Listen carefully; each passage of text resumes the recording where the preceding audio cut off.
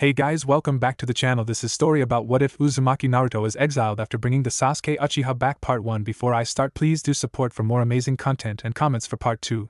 Do consider to subscribe my channel and share my video to your friends and check out the description as well. Let's start the video. Uzumaki Naruto. The elder said, looking down from her seat amongst the council at the blonde genin. You are hereby exiled from Konoha for attacking. Uzumaki Naruto is exiled after bringing the Uchiha back, a fellow shinobi of the leaf. What? Naruto exclaimed. Who? He demanded. Your attack on Uchiha Sasuke. I was ordered to bring him back. The bastard attacked me, the blonde teen yelled. Your orders were to rescue Sasuke from the clutches of Orochimaru, not leave him in a coma, another council elder said, looking at the blonde with disdain. I fought him to defend myself and bring him back. He rammed a Chidori into my chest, and if it weren't for my tenant I would have died, and the bastard Uchiha you all worship would have continued to go to the snake team. Naruto countered. Preposterous. Sasuke Uchiha would never join Orochimaru of his own free will. You must have driven him to the demon. Another elder spoke up.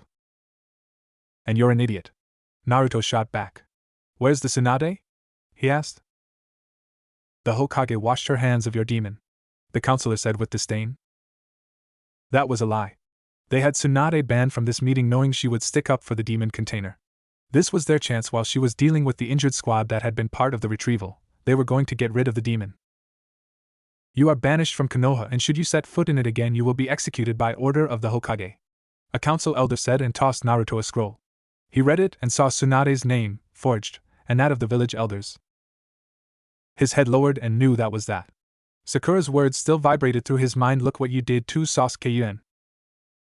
I hate you, Naruto. Why didn't you die? No one cares. Just go away, demon. You will be escorted beyond Konoha's borders. Umbu. A pair of ANBU root members appeared. Take this trash and escort him from our borders. He is not to be harmed unless he sets foot back. The white-masked ninja grabbed Naruto's arms. We give you half an hour to gather your possessions from your home. Naruto remained silent. His once shining blue eyes were dim and his face emotionless. Do you understand, Uzumaki? Yeah. His once loud and boisterous voice was flat and dead. The roots ANBU vanished with him in a swirl. The council looked at one another in joy. They did it. They might not have been able to execute him, but exile was a start. Naruto looked around his shabby hovel that was his apartment.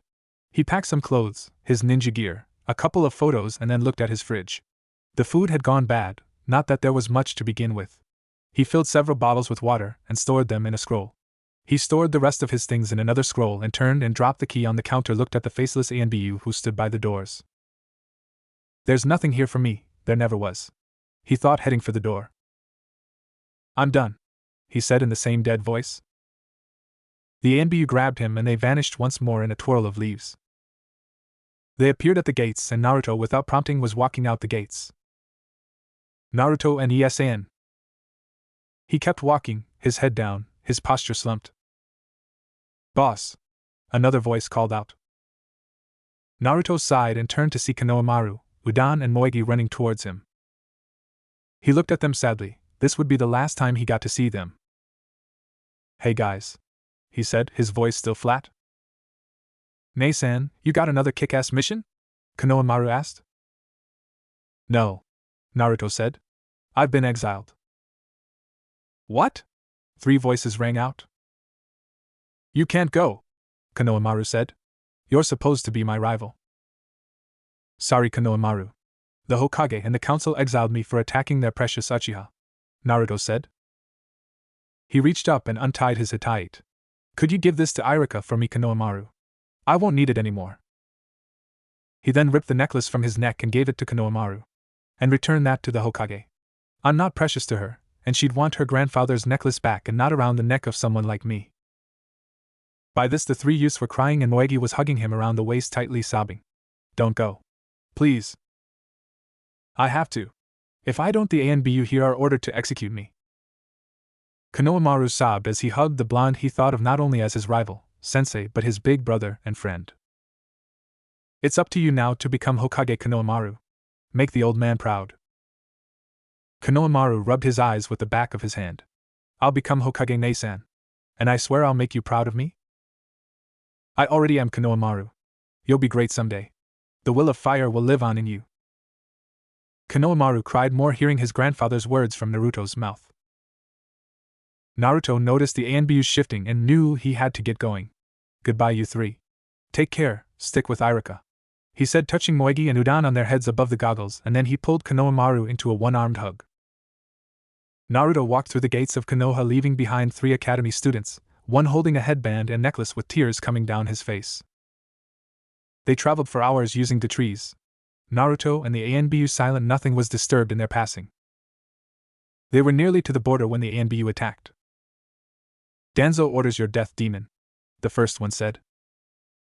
Your body will be studied and secrets used for cloning, the second one said. The kunai in his shoulder left him in pain. It was in a place he couldn't reach. Bastard stabbed me in the back, why am I surprised? Naruto thought, backing up. He struggled to his feet and put his right hand up in a defensive position. Danzo will reward us well for killing you, demon. Idiots. The one on the left lunged and Naruto ducked and kicked out, taking the ANBU's legs out with a hard kick to the leg, and a loud snap was heard. The ANBU screamed. The other one caught Naruto with a swipe of his kunai. Ag. Naruto looked at his arm and saw the cut was deep. Naruto staggered back as the kunai in his back was throbbing, and the wound he just received was as well. Poison, he muttered. Sadly, no. It is a paralyzing agent. It will make killing you easier and leave your body less damaged. The ANBU spoke. Oh, good. Means I get to kill you without worrying about him dying. All 3 looked over to a figure standing by a tree. He was wearing blue ninja pants, a mesh shirt, and a black leather coat. Long silver hair was covered by a bandana, and gloved hands were at the young man's side. A pair of gold eyes looked back at the ANBU. Now, why are you trying to kill my friend? Maikamaru? Naruto said, his voice sluggish and his limbs felt like they were lead. Hey Ruto. The silver-haired youth said, his eyes going back to the ANBU. Be with you in a moment, I have some Konoha trash to kill. Before the ANBU could move, he felt something slice his arm. What was that? He asked, looking around. I'm a wind elemental. Add in my Kekkei Genkai and your bone, bitch. WHAGHHHHHHH. The ANBU screamed as his very own blood burned him from the inside out. Noesu Kekkei Genkai flash FOI. Naruto watched as the ANBU fell to the ground, his eyes wide in pain and fright. Mike and Naruto said weakly, the paralyzing toxin was kicking in, and he found it hard to focus. One more. Maikamaru said, and his right arm lashed out, and the ANBU on the ground felt something wrap around him. Noesu assassination technique, monowire decapitation. The ANBU's head popped off, and the body was sliced as if it was meat. Damn, Micah, you've gotten meaner, Naruto said weakly as the silver-haired youth approached him. And you've gotten sloppy, Micah said, lowering Naruto to the ground, and pulled the kunai from his back. What happened? I've been exiled, Naruto said, his mouth moving heavily, his tongue feeling like lead in his mouth. Hold still. This will hurt, but I should be able to burn the toxin from your blood. We can't stay here long enough for it to wear off. Naruto said and braced himself. Bite down on this, Maikamaru said, offering him a kunai handle. Naruto did, and he screamed as his blood burned as Micah focused his power. A moment later it was done. Why you've he gotten better? Naruto panted, the kunai falling from his mouth. Come on. We'll talk away from here, Micah said, and helping Naruto to his feet they took to the trees, leaving the remains of the ANBU on the forest floor. Hours later Micah and Naruto were resting by a stream. Those Micah, who had listened to Naruto's life since they'd last seen one another, was not enraged at what he'd learned. Micah took several deep breaths and sighed. Well then, looks like you can come with me then without looking back. What? Naruto said in surprise. Didn't you hear me when I said I contained the 9-tailed fox in my gut? I heard you. And we're going to get you some heavy-duty training, not the half-ass piecemeal training you've been given. Micah sipped some water and looked at his friend. I'm sorry for leaving you all those years ago. If I'd been there.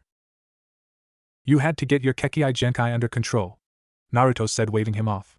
The old man explained it to me that if you hadn't it would have killed you and all those around you. Naruto said, then looked at him. But that wind thing. Micah laughed. Another bloodline, actually. It seems my mother was actually a wind demon. It's like that guy in Suna, where he's got sand, I've got wind, and the great thing is there all around, so I don't have to carry a fan to make it. They were silent for a bit until Naruto spoke. What are we going to do? Well, we're going to travel for several days, and I'm taking you to see the monk who helped me. He's wise beyond the years and as strong as a Hokage. What can he do for me? Naruto asked. Well, he should be able to help you draw on and control the powers of the fox. It will take time and hard work, Naruto, but when he's done with you, trust me when I say you will be the strongest ninja ever. The pair remained that way for the night.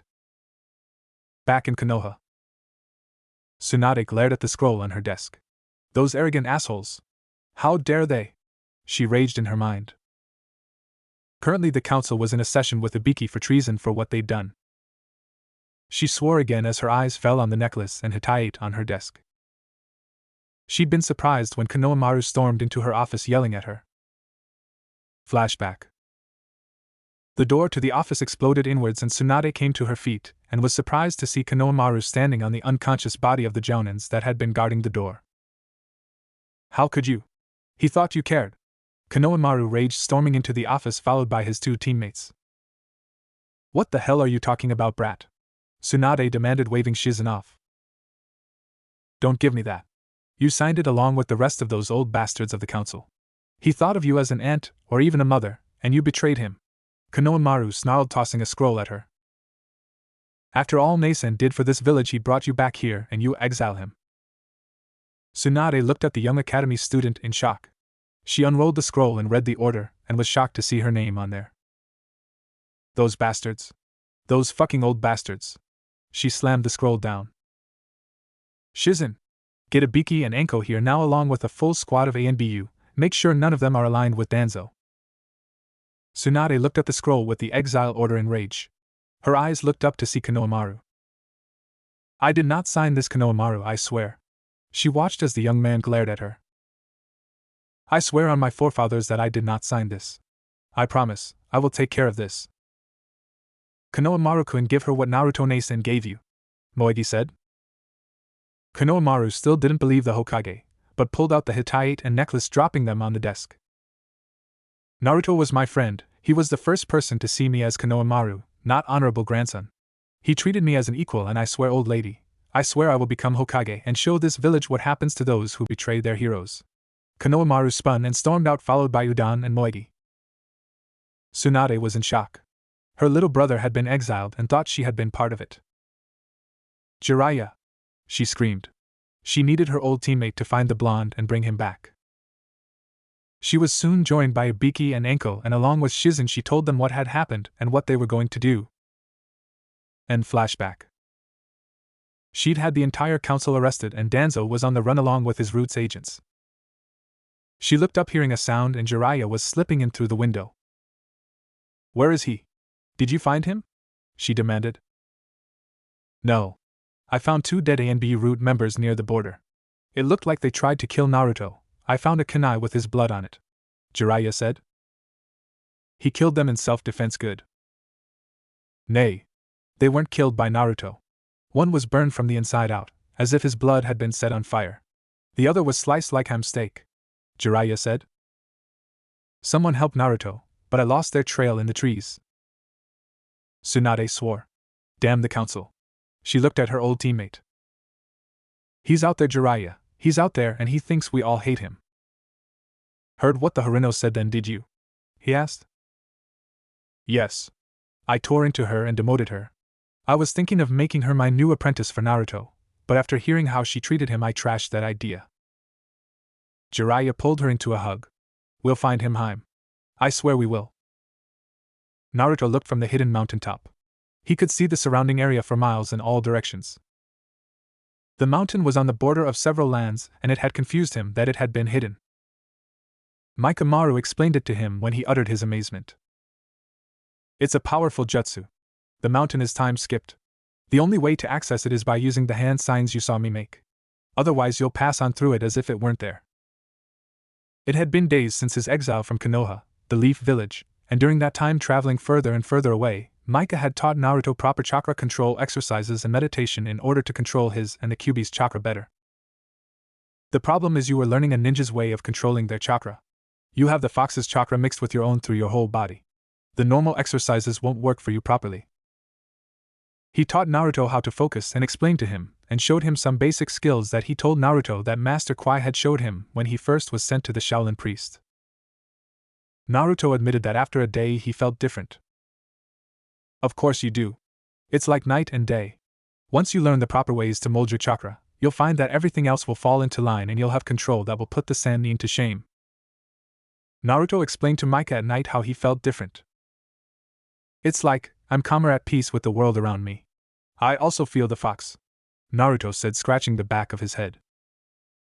Naruto, you feel the fox, but do you really feel it? Micah asked. Feel what? Naruto asked, confused and looking at his silver-haired friend. Micamaru sighed. Have you ever talked with the Kyuubi? He asked, his voice soft, his eyes looking off to the horizon. Once, Naruto admitted. He saw his friend's questioning gaze and explained. It was Ero-Sannin was teaching me to summon. He tossed me off the cliff and I don't know, crawled in my own mind or something and told the fox to give me rent. I came out of my head and summoned the boss toad. Micamaru shook his head. We really are going to be talking about your senseis. The silver-haired teen muttered and Naruto blinked, wondering what he meant about that, and the tone in his friend's voice. Nani? Later, Naruto. Please just wait till you speak with Master Kwai. He'll explain it so much better than I ever could. I don't want to say it the wrong way and confuse or frighten you. Micah sighed. Please, for now just work on the meditation exercises I showed you earlier. Naruto nodded. And if you should talk to the Kyuubi again, before we see Master Kwai, please be respectful. What? The damn fox. Just do it. Micah yelled, cutting off whatever insult Naruto was going to say. Naruto blinked. Micah had never raised his voice to him in the past, before he'd left Konoha. Micah sighed, seeing Naruto's expression. I'm sorry, Naruto. I didn't mean to yell. Just please trust me. I swear on a mountain of Ichiraku ramen that all will be clear once we talk with Master Kwai. Naruto nodded after a moment. Swearing on ramen between them was very big. It was sacred. It was what the two of them had bonded over when they met at the orphanage all those years ago. Now, Micamaru said, sitting down across from Naruto, both of them taking a meditative lotus position. Close your eyes, Micah said, and Naruto mirrored him, shutting his own eyes. Calm your mind, focus on your breathing. Breath in and hold. Naruto took a slow breath and did just as he was told. Breath out, remember to release it slowly and relax, Micah reminded him. They did this for some time, just breathing in, holding it, and releasing it. After a bit of time, Naruto found himself relaxing. Tension flowed from his muscles and out of him. He allowed his mind to focus on his breathing, and as he relaxed he could feel his senses sharpening, becoming clearer. He could smell the coming storm that was miles away from the mountain. He could smell the earth and stone beneath him. Naruto could smell the surrounding trees, the leaves, the bark, the sap. He could smell the rabbits in the nearby bushes. His enhanced hearing, he could hear the rabbit's heartbeat. The surrounding leaves from the trees sounded loud as they were lightly blown in the breeze. He could hear Micah's slow, steady breaths along with his friend's heartbeat. It was strong and steady. Focusing himself inward, he could hear his own heartbeat start to become in sync with Micah's. He focused further in and could feel the two different chakra in his body. He could feel it flow through all the parts of his body, both his chakra and the Kyuubi's. The fox's chakra, if Naruto was asked to describe it, he would say it felt wild. He swore it smelled of earth, of fire, of wind and water. It felt strong, and when it flowed through his chakra coils with his own, it felt liberating, as if it was the right thing to do. He traced it through his body to the seal, and his mind followed the seal's design. Deeper and deeper he went into his subconscious. He followed the chakra flow, his breathing slowing and his heartbeat relaxing. He was lost in the sensations and jumped when a familiar voice addressed him. Welcome back, brat. Meanwhile, Konoha. Tsunade stood in the council chamber, her eyes focusing on the gathered council. Behind each member was a masked ANBU standing guard. Around the rest of the chamber sat the leaders of 10 of the 12 great clans of Konoha. What is the meaning of this, Tsunade? Aizu, one of the council members, demands.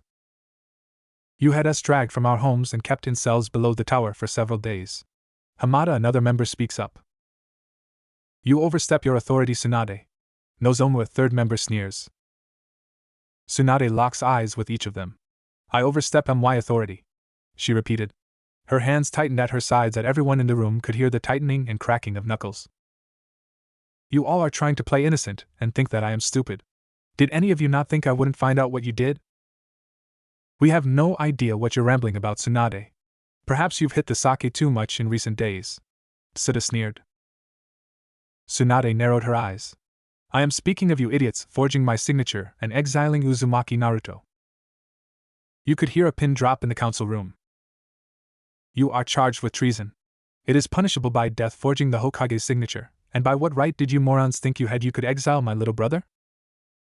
Now Tsuda tries to reason, but her fist connecting with his jaw sends the council member crashing through the chamber wall, and into the waiting room beyond that is filled with ANBU. That's Lady Hokage to you morons, she says, turning to look at the rest of the council. You stupid fools actually thought you'd get away with it. Naruto Uzumaki has done everything for this village, from containing the Kyuubi since his birth to defeating Gaara of Suna during the Chunin exams, to bringing me back here and convincing me to be Hokage. I'm wondering why he bothered. This village is showing me that it's not worth the price Naruto has paid. Tsunade looked around the chamber, disgust on her face. I hereby charge this council with treason. The sentence is death. Murmurs from the rest in the room is heard. ANBU leave. The animal masked Ning vanish. Tsunade looks at the clan leaders. I suggest you all leave as well. Once they were through the door, Tsunade looked at the council. I thought long and hard about how to go about your execution. It was one person, a genin, who gave me an idea. Tsunade looked over her shoulder as the doors opened one more time. A small figure wearing black robes and a hood entered slowly, hands hidden by oversized sleeves that were folded together before the figure. I was going through the scrolls the third had left me, when I found one. I was going to use it myself. I was about to sign it with my blood to activate it, when the genin there asked to do it. I hesitated, and in that I was beaten. Now I present to you, Uzumaki's revenge. I give you your executioner. The hood slipped back, revealing dark blue hair, pale white eyes focused with the veins of the Byakugan. The slender features of Hyuga Hinata stared back, and her eyes burned with raw anger and hatred. When she spoke, it wasn't the voice that the council had heard before. The voice was hollow, cold. Your souls are stained with corruption. Hinata spoke, but it wasn't her. Tsunade put a hand on the girl's shoulders. Hinata is the first nin since Kushina Uzumaki to host the spirit of vengeance, she said. Hinata's hair moved as if blown by a breeze, and the black robes whipped around her as she advanced on the council. You have been weighed. Several more steps brought her closer to the trapped council. In the light they could see her skin was nearly bone white now. Her Byakugan eyes went from white to black. You have been measured. She reached the first member of the council, and her gentle fist style connected, and the counselor behind the first was covered with gore, as the vengeance spirit enhanced blow blew a hole through the chest of the council member. And you have been found lacking, the cold spirit-possessed voice of Hinata said, and another council member fell after a flurry of gentle fist strikes that normally would have shut down the numerous chakra points in a body was instead blowing holes in bodies. Tsunade stood before the door, and any council member that rushed at her to escape met with her chakra-powered punch that sent them flying towards the spirit-possessed Hinata, who with a juken strike would blow holes in them. Tsuda, who was trying to escape out the waiting room he'd landed in, turned to see a blood-covered Hyuga. You exiled him, and all he did was the right thing. My host may have trouble speaking her heart, but the boy has been marked by fate and destiny. You have denied them, and for that you will pay. As the spirit of vengeance, I will do what I can to repair the threads of destiny. You, however, will no longer witness them. The juken blow to the head obliterated Tsuda's head as if it wasn't there. 8 trigrams, 2 palms, 4 palms, 8 palms, 16 palms, 32 palms. The spirit of vengeance possessed Hyuga looked at the body of Tsuda that looked like Swiss cheese. 8 trigrams, 64 palms. The last blows rained down, and the body was now so much sludge as it slid to the floor. Tsunade sighed. She lied to the council. When she'd come back to her office after meeting with the Jonin instructors, she'd found Hinata standing amidst the remains of the safe. She was applying her blood to the scroll. Flashback. Tsunade stepped over the unconscious bodies of her guard and entered her office to see Shizen tied to a chair unconscious. Tsunade turned to see Hinata standing amidst the remains of the vault, scroll in hand. What is the meaning of this? Tsunade demanded. Hinata looked up, her eyes wide. She seemed to shrink upon herself, then as if mentally bracing she looked at the angry Hokage before her. They must pay for what they did to end Naruto Keikuin. Tsunade looked at the genin. They will be executed. No! Hinata yelled. All his life, the Sea Council has gone out of its way to hurt and hinder Naruto-kun. When you told us they exiled him. Tsunade saw tears in the young girl's eyes. It took her restraint not to go to the girl that seemed to care for her adopted little brother. Hinata. No. I remember my mother speaking about a sealed scroll that was here. It contains a vengeance spirit. I will do what I must for Naruto. If they will be punished, I will do it. Tsunade watched as Hinata broke the seal and after reading it, bit her thumb and a drop of blood touched the scroll. A flash of white light enveloped the Hyuga heiress and a shockwave knocked Tsunade off her feet. When she looked up, Hinata stood there. Free. The cold hollow voice said. The girl's head cocked to the side as if listening to a conversation only she could hear. Conditions accepted. Vengeance will be served. Tsunade felt the chill run up her spine.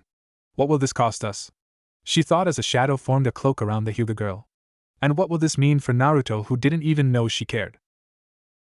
End flashback. Vengeance has been served.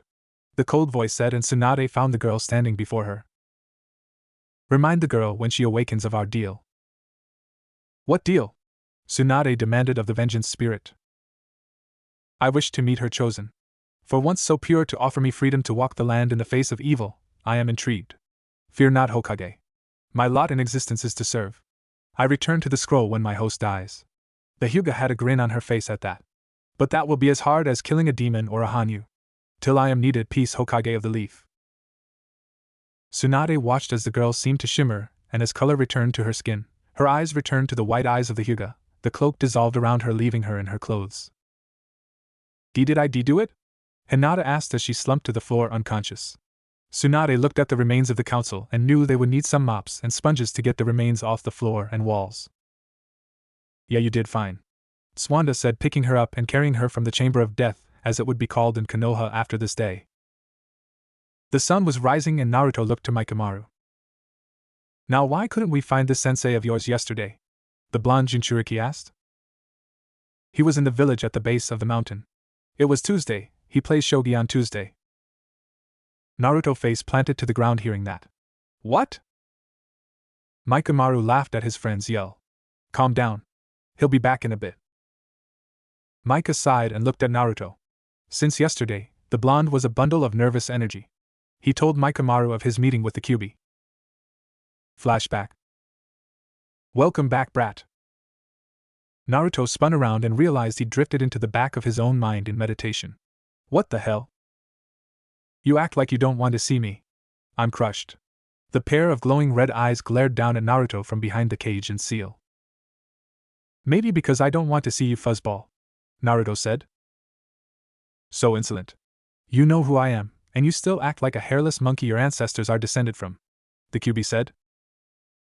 Naruto realized that this was different than the last time. The Kyuubi was acting different.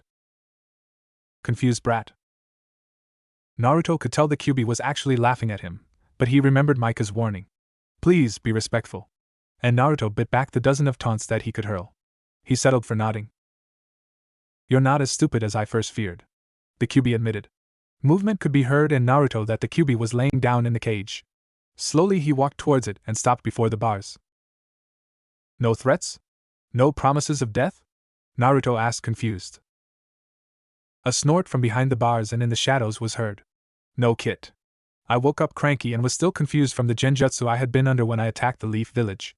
A deep sigh could be heard and Naruto leaned against the bars. Before that I knew Minato. He was honorable. Respected in the realm of summons. Even while I struggled to break the spell on me, he delayed as long as he could before he pulled out calling upon the Shinigami. Naruto could hear the sadness in the fox demon's voice. Did you know even when he was sealing me, and putting my spirit into hibernation, he apologized. To not only you for what he was doing, but to me as well. He wept. Q-san? Naruto asked, not sure if the honorific was correct. He barely used them on people like Aji-san and he'd been the third Hokage. What, Kit? Why are you acting different? Silence filled the cage and Naruto was thinking of asking again when the QB spoke. I'm old Kit. I've seen civilizations rise and fall. I've seen the birth and extinction of races. I'm never going to have a family of my own. My body was destroyed when I was sealed inside you. Naruto listened as Micah suggested he do. He wasn't sure what to say anyways, and so he listened. When I woke up during your mission when you thought your teammate had been killed, I wasn't fully awake. When you showed up demanding chakra, I still wasn't fully awake. The nine-tailed fox demon explained. And like some people, I woke up cranky. It took me time to regain my full memories and look upon yours. When that child who stank of snakes rammed that lightning attack into your chest QB side, I felt fear for the first time in a millennia. You thought you were going to die, Naruto said. No, Kit. It wasn't for me I felt fear. It was for you. During your battle you did something that hasn't been seen in a long time. Your friend with you now has the same potential. I saw that potential nearly wasted for a spoiled child having a delusion of grandeur. Naruto wasn't sure what to say. I'm tired, Kit. I'm using a lot of my own energy to rebuild your body. Your poor diet has stunted your growth. You should be as tall as your friend who smells of blood and wind. How do you know what Micah smells like? Naruto asked. A chuckle from the cell and Naruto sees the QB's eyes lock on him. I can't control you, Kit, but I can enhance your senses and see what you see, know what you know. The seal works both ways. You get my chakra, and you were supposed to be able to tap into my knowledge, but that time passed. What do you mean? Naruto asked. Another sigh. Gee, the great fox demon does that a lot it seems. While I slept, you were supposed to know what I know. My vast knowledge of jutsus was supposed to be absorbed by you. Naruto shrugged. Don't look at me. The only one I think who would know would be Ojizen, but he's dead and now, I'm exiled from Konoha and I doubt Oba-chan or Ero-san would give that kind of information to me. QB said. Hey Kit. Yeah? Naruto answered. Your friend. The silver-haired one. Maikamaru? What about him? Naruto asked. Ask him why he smells of dragons? The QB asked. Naruto was confused but felt himself leaving his mind. He wondered what the QB meant by that, and why the fox kept calling him Kit. End flashback. Relax, Ruto, Micah said. Naruto saw his friend was resting against a tree. How come we have to wait here? Can't we wait at this Kwai's house? Naruto asked. Naruto had asked Micah about what the QB has said and asked. Micah said Kwai would explain and insisted Naruto remain patient till then. Because Kwai has his home under the same spell as the mountain. And only he can allow access. Micah explained. Well, what if he's in there and we have to wait days? Naruto asked, sitting down next to his friend. Then we wait days, Micah said with a smirk. He knew Naruto had a hard time sitting still. It came from the boundless energy the blonde had, and that back in Konoha, a still Naruto usually ended up a beaten down Naruto. Now Micah-san, there is no need to tease your friend so. You know I've been sitting here watching you meditate since the sun rose above the horizon. Naruto jumped to his feet, a kunai appearing in each hand in a relaxed guard position. Micah chuckled as he rose to his feet and turned. There sitting on a tree branch was an elderly man in bright orange and red robes, a shaven head with fuzzy white eyebrows and a long mustache and goatee.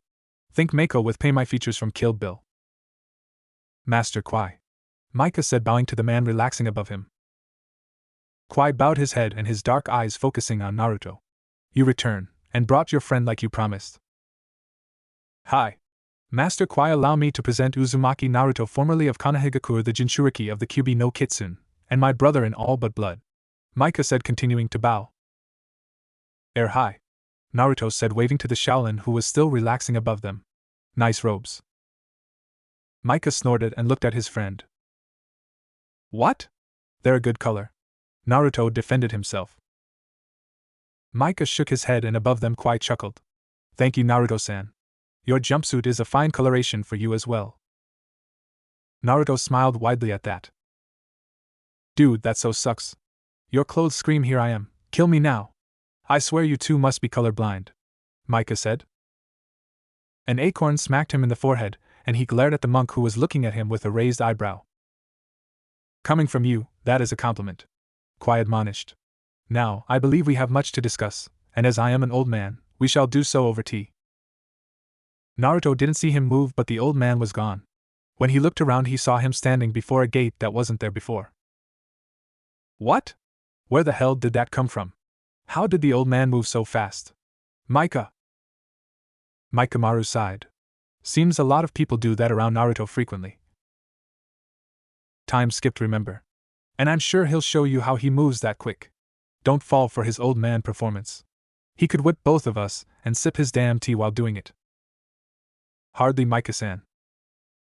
Both boys jumped as Kwai appeared between them. I would never endanger my tea set while demonstrating your continuing lack of manners. Now this way, boys, and remember, while this is my home, it was at one time a temple, so show respect. He vanished again, and Naruto looked at his friend who motioned, and together they passed through the gates. Konoha. Tsunade looked at the gathered jonin. And the news? She asked. Many people are upset you had the council executed for what they did, Irika said from where he was working Shizen's desk. Guy, how is your team? Tsunade asked. Mado Guy was not his usual loud self. Recent events had dimmed his passion for the village he called home. Lee is training after his surgery. Tenten is making sure he isn't pushing too hard past your orders. He looked at the Hokage. Niji, as you and Lady Shizen know, has woken and should be up by the end of the week. Team 9 should be ready in 2-3 weeks for active duty, Guy said in a subdued tone. Tsunade nodded. Asuma? She asked, looking at the smoking jonin. Her sensei's son pulled his cigarette out and looked towards Shikamaru and Ino. Choji will be out of action for at least a month, maybe 2. His using all 3 food pills did a number on his body, and his father has informed me that any rush, and it could kill him. Shikamaru, as you know, is recovered enough for light duty, and Ino needs more training after recent events. Team 8 is out of action, he concluded. Kurenai? Tsunade asked. Kiba and Akamaru will be down indefinite amount of time. While Kiba will be ready to return to duty in a week, Akamaru, I am told by Kiba's mother, won't be able to do anything for 2 months minimum. The jonin of Team 10 was frustrated. Shino is ready for active duty after spending time with his clan and rebuilding his hive. She looked at the bug user, who nodded silently at his sensei's evaluation. I have not seen Hinata since the revelation about Uzumaki. I know where Hinata is, Tsunade said, cutting her off. She is undergoing specialized training with a new Jutsu Shizen, and I taught her. Kurenai bowed her head, but the worry on her face told the Hokage she would have to reveal recent events with the Hyuga heiress soon. Now I need to Lady Tsunade. Everyone turned to see Kakashi Hatake standing at the back of the room. His one eye looked haggard, his clothes looked like he'd slept in them for several days straight. His hair was hanging low. Yes, Hatake. Team 7 is out of commission. The Hokage cut him off. Sasuke, should he awaken, will be on trial for abandoning the village. He was under a lot of pressure. Surely you can show him lenience, Kakashi said. Tell me, Hatake, what of your other students? She demanded. Well, Sakura has been at Sasuke's side, and it's sad about Naruto, but I'm sure he'll land on his feet. The killing intent washed over the room, and Tsunade glared at the silver-haired jonin. I revise my judgment. Of course. Once Sasuke recovers, Kakashi was saying. Team 7 isn't out of commission, Tsunade said, cutting him off. As of right now, Team 7 is disbanded. Inform Haruno that she is to report to the academy. She will be working with the 7-year-olds in class 410. But Lady Tsunade, be reasonable, Kakashi said.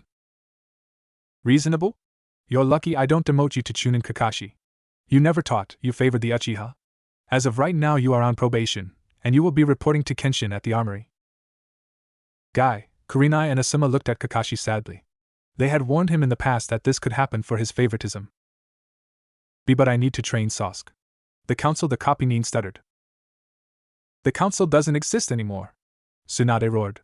They had no business in military affairs to begin with. My grandfather and uncle would be sickened at what they have done to this village. Tsunade took a moment to compose herself. Now, as I was saying, I'm going to reshuffle the teams a bit. Kurenai, you will be taking Ino and Shikamaru on your team. Asuma, I'm going to need you to step up and work with some of the patrols.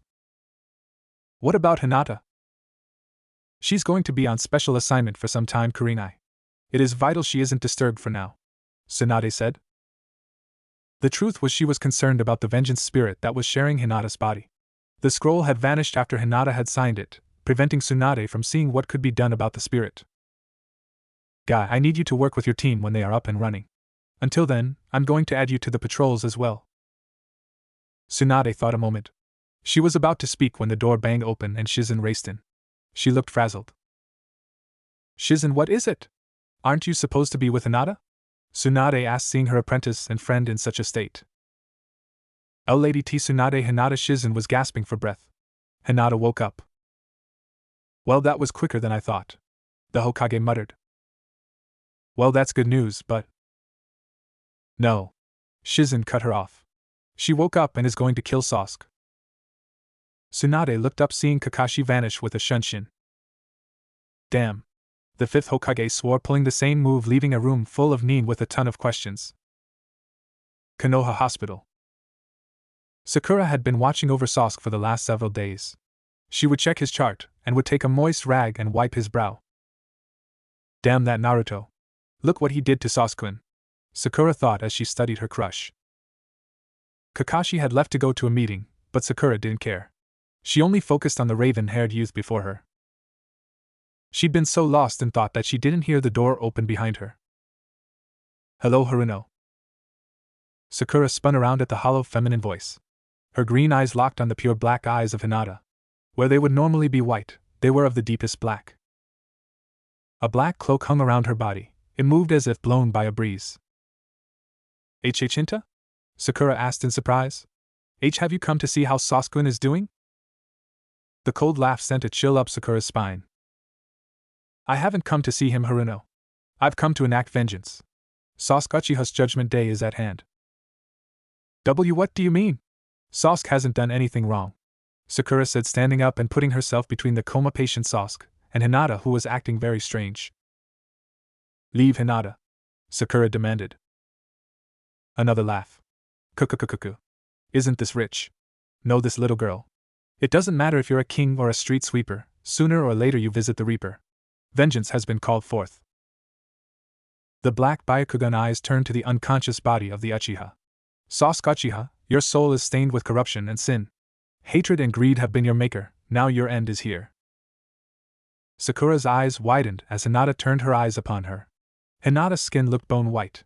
She braced herself, unsure of what to make of the once quiet and stuttering girl. Move, child, or you shall share his fate.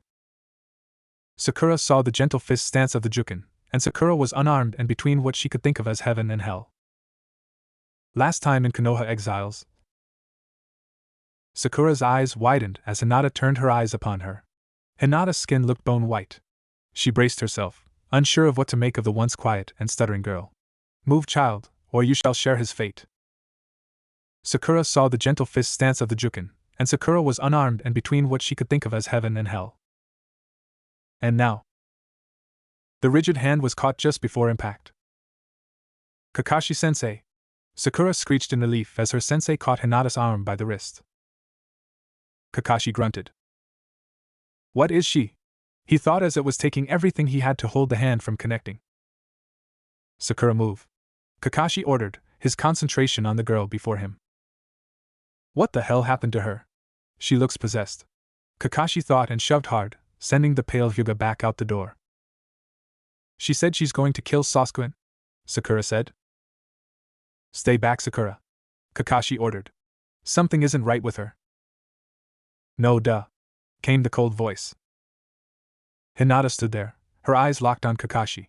You two have done harm to him. The black eyes scanned the three people in the room. Contempt, hate, apathy.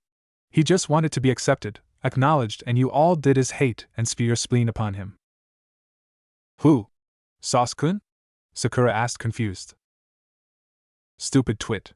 The one this shell favors. The one you all know as Naruto. What? Sakura was confused even more. Who cares about that baka? He attacked Sasuke. Look what he did to him, Sakura said, pointing at the coma patient. By rights he should have killed him, but he kept his vow to you, Haruno. He brought him back. He kept him out of the hands of Orochimaru and the Sound Village. And what did you do to him? Before anyone could blink, Hinata was before Sakura and held her down, so she was eye to eye with Hinata. Lust, envy, you stink of them. Your soul is stained with corruption. Look into my eyes, and feel the pain you have inflicted upon Naruto-kun. Feel my wrath penance stare. Kakashi tried to intervene, but he was intercepted by Tsunade. We need to stop her. She's possessed, he informed the Hokage. I'm aware of what she is, Kakashi. Hinata is the host to the spirit of vengeance. She made a blood pact with it. What? Why? Kakashi asked.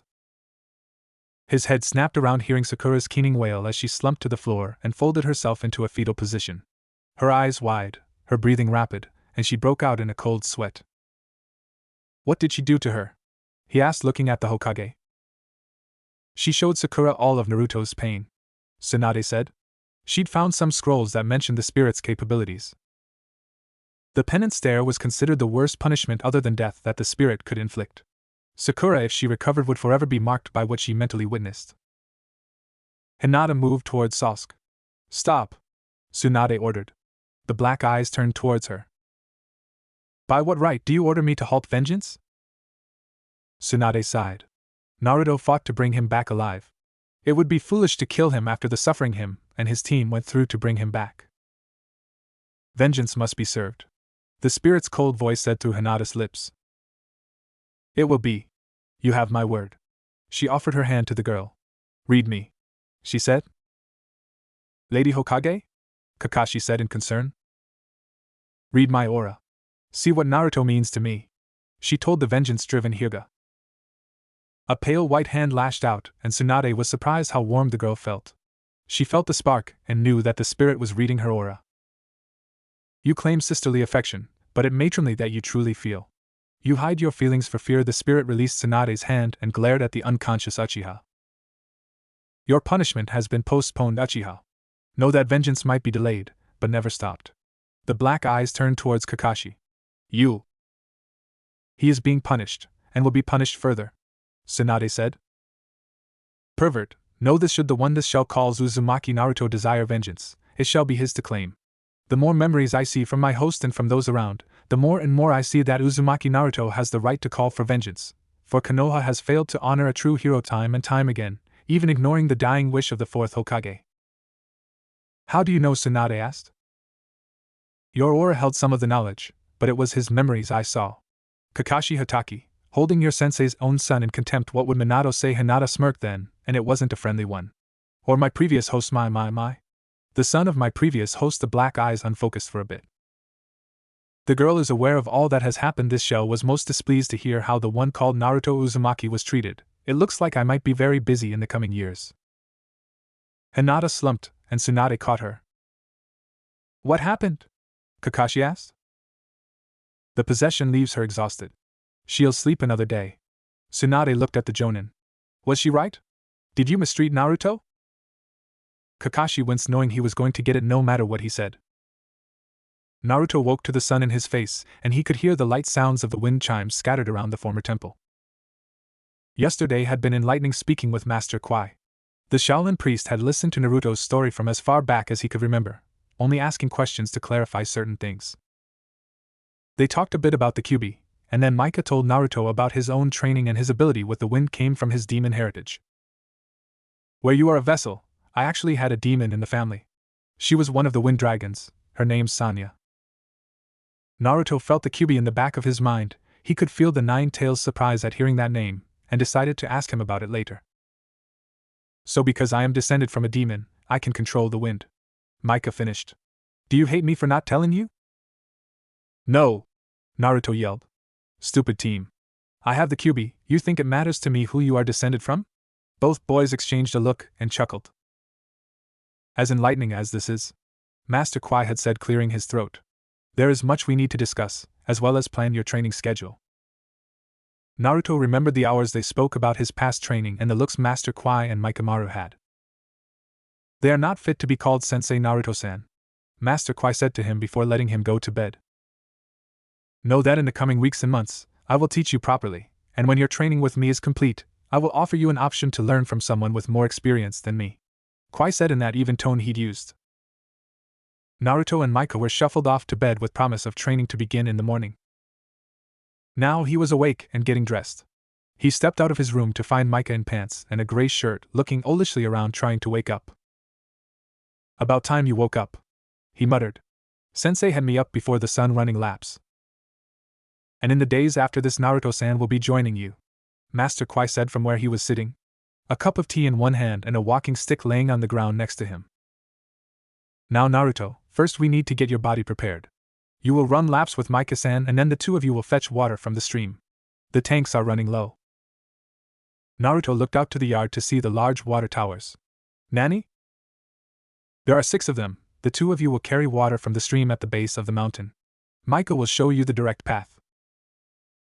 Mika cursed under his breath. Let's go, Naruto. We have laps to run first, then water to get. The silver-haired teen set off at a steady jog. When they were on their laps, Naruto looked at his friend. Mika, Naruto said, getting a grunt from his friend. I thought you said he'd train me. He is Naruto. Your body needs to be strengthened. Once he's sure of that, he will begin teaching you his taijutsu styles. Trust me, bro, this is going to be a long haul, and in the end it will be good for you. Naruto grumbled about running. He wasn't serious about hauling water up the mountain, was he? Naruto asked on their 4th lap around the mountain. He was panting and had a stitch in his side. Deadly serious. Why not use a water jutsu to fill them? Naruto asked.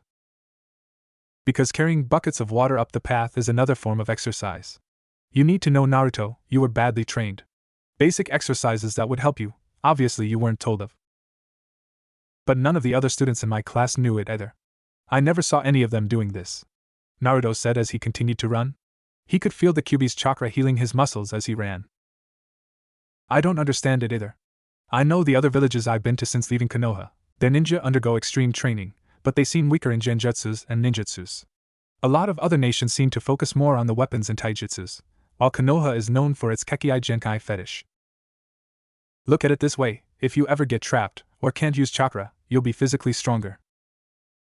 Naruto thought of another genin, one that couldn't use chakra, one that should be back on his feet if. He stopped that thought. It led to depression thinking of Tsunade. She exiled me. She signed the order herself. He thought of her flowing script and sigil at the bottom of the document. They did 10 laps around the mountain, and overhead the noon sun beat down upon the sweating pair. As they stumbled into the temple courtyard, they found Master Kwai sitting in the shade of a sakura tree sipping his tea. Water, he said, and both boys glared at him. When are you going to start training? Naruto asked. Kwai sipped his tea.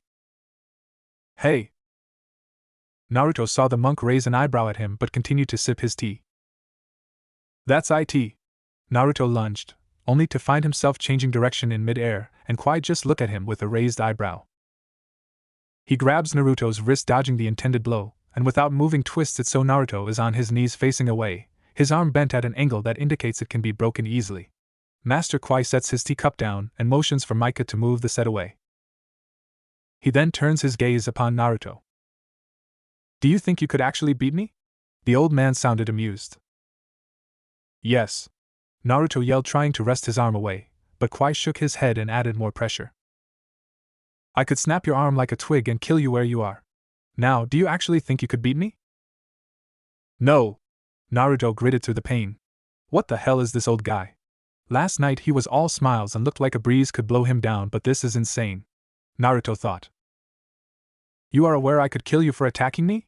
Kwai asked. Yes. Naruto said through the pain.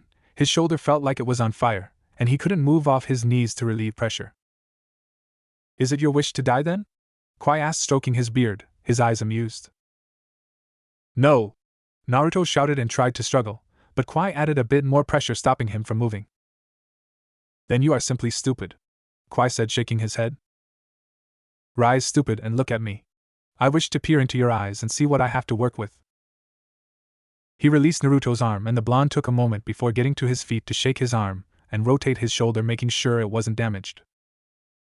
Naruto stood, his eyes down, and Kwai laughed. You are weak. Out of shape. With one move you are breathing hard. If this is the caliber of ninja in the world today, then it is perhaps time for the way of the ninja to pass. Naruto said nothing, but he was seething inside. Is there anything you do well other than yell like a howler monkey?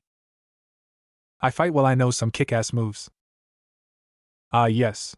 Your doppelganger jutsu and the Rasengan. Kwai shook his head. Far too dangerous in the hands of someone so stupid to attack without thinking. Kwai stepped away from the tree. Well then, stupid boy, show me your kick-ass moves. Naruto spun and, putting his fingers in the cross position, summoned up the chakra. Shadow Clone Jutsu.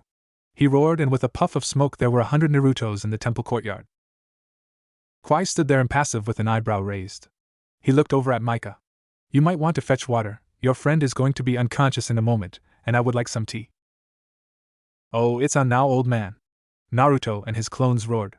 Many of them started to form the Rasengan. Kwai looked bored at them and stroked his beard. You're going down! The real Naruto roared. Rasengan! Rasengan! 4 Naruto clones met their end and the original was blown backwards. Master Kwai stood there looking bored, combing his fingers through his long goatee, totally untouched. Pitiful. Naruto got up and attacked with a flurry of punches and kicks. Master Kwai blocked them all with one hand. He stepped to the side, avoiding a lunging Naruto, and after the blonde staggered past, he smacked him across the back of the head. I can't believe you are the container for the great Kyuubi. Kwai continued. You're sloppy and weak. You have no control and your emotions rule your every action. I'll show you, you bastard!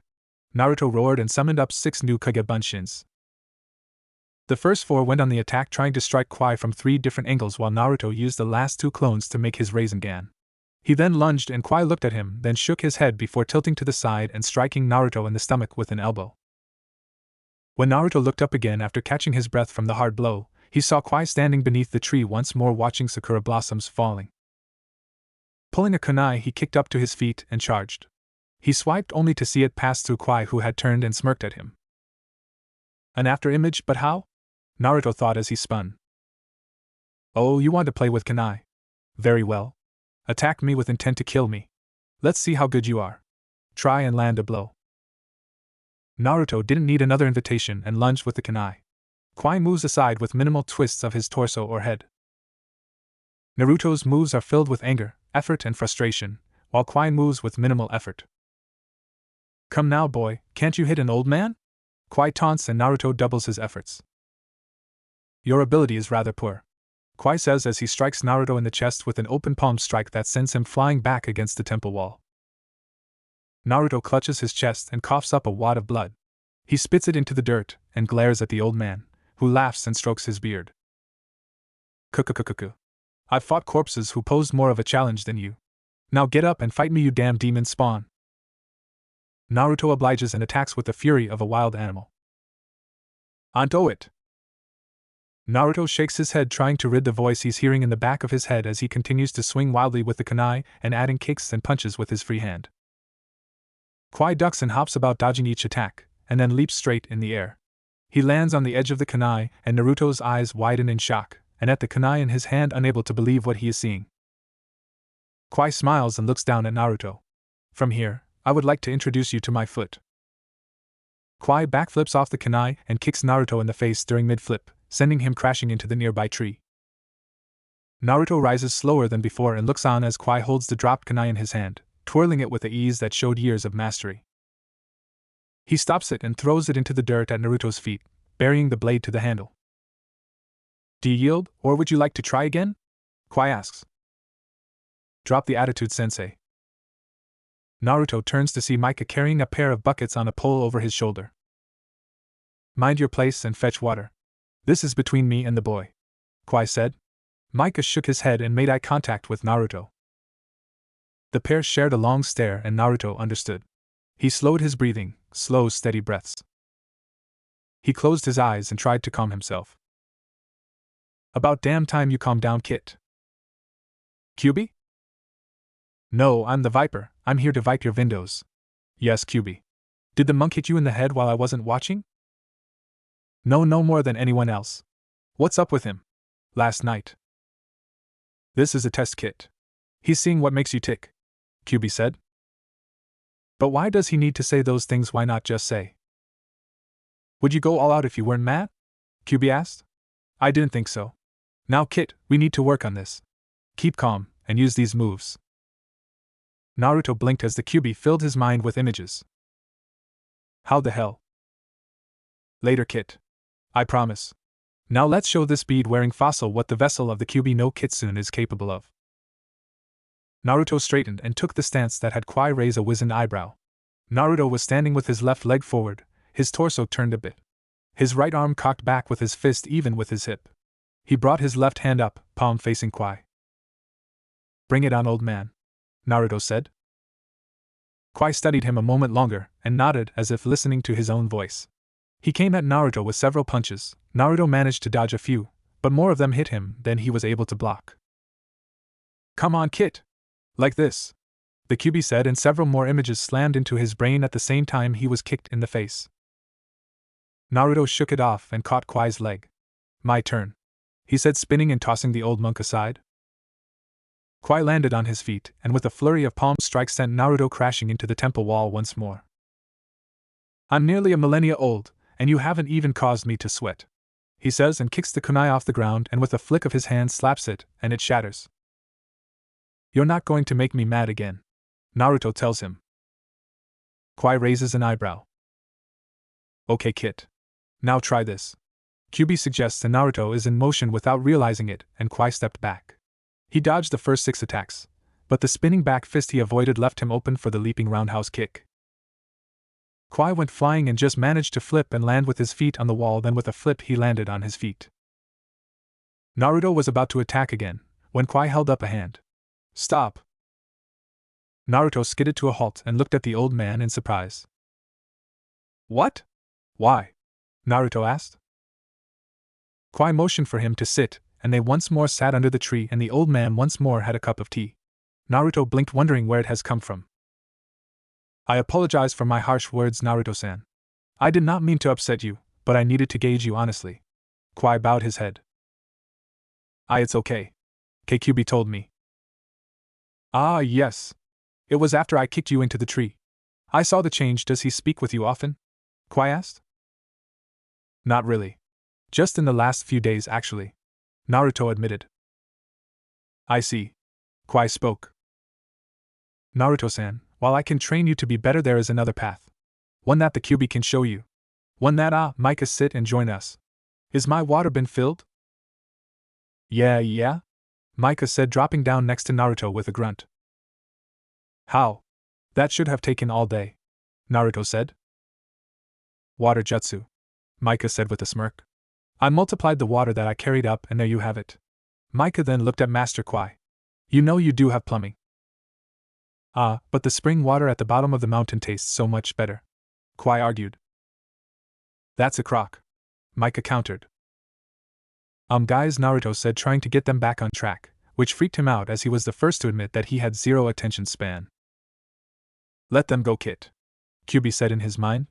"We have much to discuss." "Okay, and what's this Kit stuff?" "Stupid old man. Perverted brat. Sigh, perhaps we should find some place quiet." "Konoha." Tsunade glared at Kakashi, who had gathered the Jonin and had come to her office. "What is the meaning of this, Kakashi?" she demanded. "It's about you hiding Hinata's possession and allowing her to attack Sakura and Sasuke," the one-eyed Jonin said. Tsunade's eyes glared at him, and he took an involuntary step back. "And by what right do you have spilling secrets? I thought I ordered you not to talk about it after our conversation leaving that room." Kakashi backed up even more. The conversation had been brief and one-sided. Flashback. "What the hell happened to her?" Kakashi asked after Shizen had taken Hinata away, leaving Swanda to pick up Sakura and put her to bed. "Hinata made a pact with a vengeance spirit. I have not yet found out what they bargained over, but I do know it has been working with her in punishing those who have done Naruto wrong." Tsunade looked at Kakashi. "You wouldn't have done Naruto any wrongs, now would you have, Hatake?" She then looked at him hard. "You will not discuss this with anyone, Kakashi. Hinata might be the one thing that brings Naruto back." End flashback. "Well, Hatake?" Tsunade asked, her eyes narrowing. "I thought the Jonin instructors had a right to know what is happening. Hinata is not your concern, Hatake, unless you have something you don't want known?" Tsunade asked. Kurenai stepped forward. "But Hinata is my concern, Lady Tsunade. I was her guardian for many years. Her father. Damn it to hell. She's a ninja of this village, and she made a choice. One that could strengthen this village, Tsunade said. Or wipe us from the face of the earth, Kakashi said. Lady Tsunade, how could you let this happen? Kurenai asked. Hinata. Hinata made the pact herself. She was in here and had broken into the vault looking for the contract. She made the pact before I could even think of stopping her. It's done with, and we need to figure out how to get Naruto back. He is the reason, and I hope the key to solving Hinata's affliction. You make it sound like she's caught a strange disease, Asuma said from where he stood. She's possessed, Kakashi said. We must exorcise the spirit. Tsunade laughed and stood up. She went to the shelf against the wall, and her fingers danced over several old leather-bound books. She pulled a thick one and flipped it open to a bookmarked page. She dropped the book onto her desk and spun it so the gathered jonin could see. Kurenai stepped forward, her red eyes scanning the page. The spirit of vengeance is a heavenly blessed spirit created by Lord Kami. It may only be used by a pure soul. Kurenai looked at the page a moment. A pact between the spirit of vengeance is bartered, and once an accord is made, the spirit bonds with the summoner until the end of the summoner's life. Kurenai looked at the Hokage. There is no way? Hinata's death, and trust me when I say that it will be harder to kill her now that she's bonded with the spirit. Kurenai looked at the book. So she falls under its control whenever. No, she and the spirit work together. She is aware of everything, the spirit shares its experience and knowledge. And from what I've seen of its history, it has acquired some considerable knowledge. Tsunade looked at Kakashi. The last one to use the spirit was Kushina Uzumaki Namikaze, wife of Minato Namikaze, the Yandame Hokage mother of Naruto Uzumaki. Her eyes hardened. The Jinchuriki of the Kyuubi no Kitsune exiled nin of Konohagakure. She then smiled coldly. Tell me, Kakashi, do you have any sins against Naruto? Kakashi Hatake, former ANBU operative, Jonin instructor of Genin Team 7, former student of Minato Namikaze. The Sharingan Kakashi. The man who copied over 1,000 jutsus. Now he was Kakashi Hatake, having a panic attack. He'd returned from the meeting he'd set up in hopes of saving his students by forcing the Hokage's hand, and instead he'd ended up demoted. He was now a genin. He, Kakashi Hatake, was a genin. Tsunade's punishment for him telling the jonin about Hinata. Now he entered his apartment, and was thinking of losing himself into his favorite novels. The door opened with but a nudge, and that confused him as he'd locked it tightly when he'd left earlier in the day. He froze seeing a burned barrel in the middle of the room. A figure stood next to it. Hello, Hatake? Hinata. Kakashi felt his blood run cold. Tsunade's words came back to haunt him. Tell me, Kakashi, do you have any sins against Naruto? 10 words. 10 words that he feared were coming back to haunt him. How was your meeting with Lady Tsunade? Hinata's voice chilled him. Learned something, Hatake? Your little plan to separate us not working? Hinata's possessed voice taunting him. We are one, from now till the end.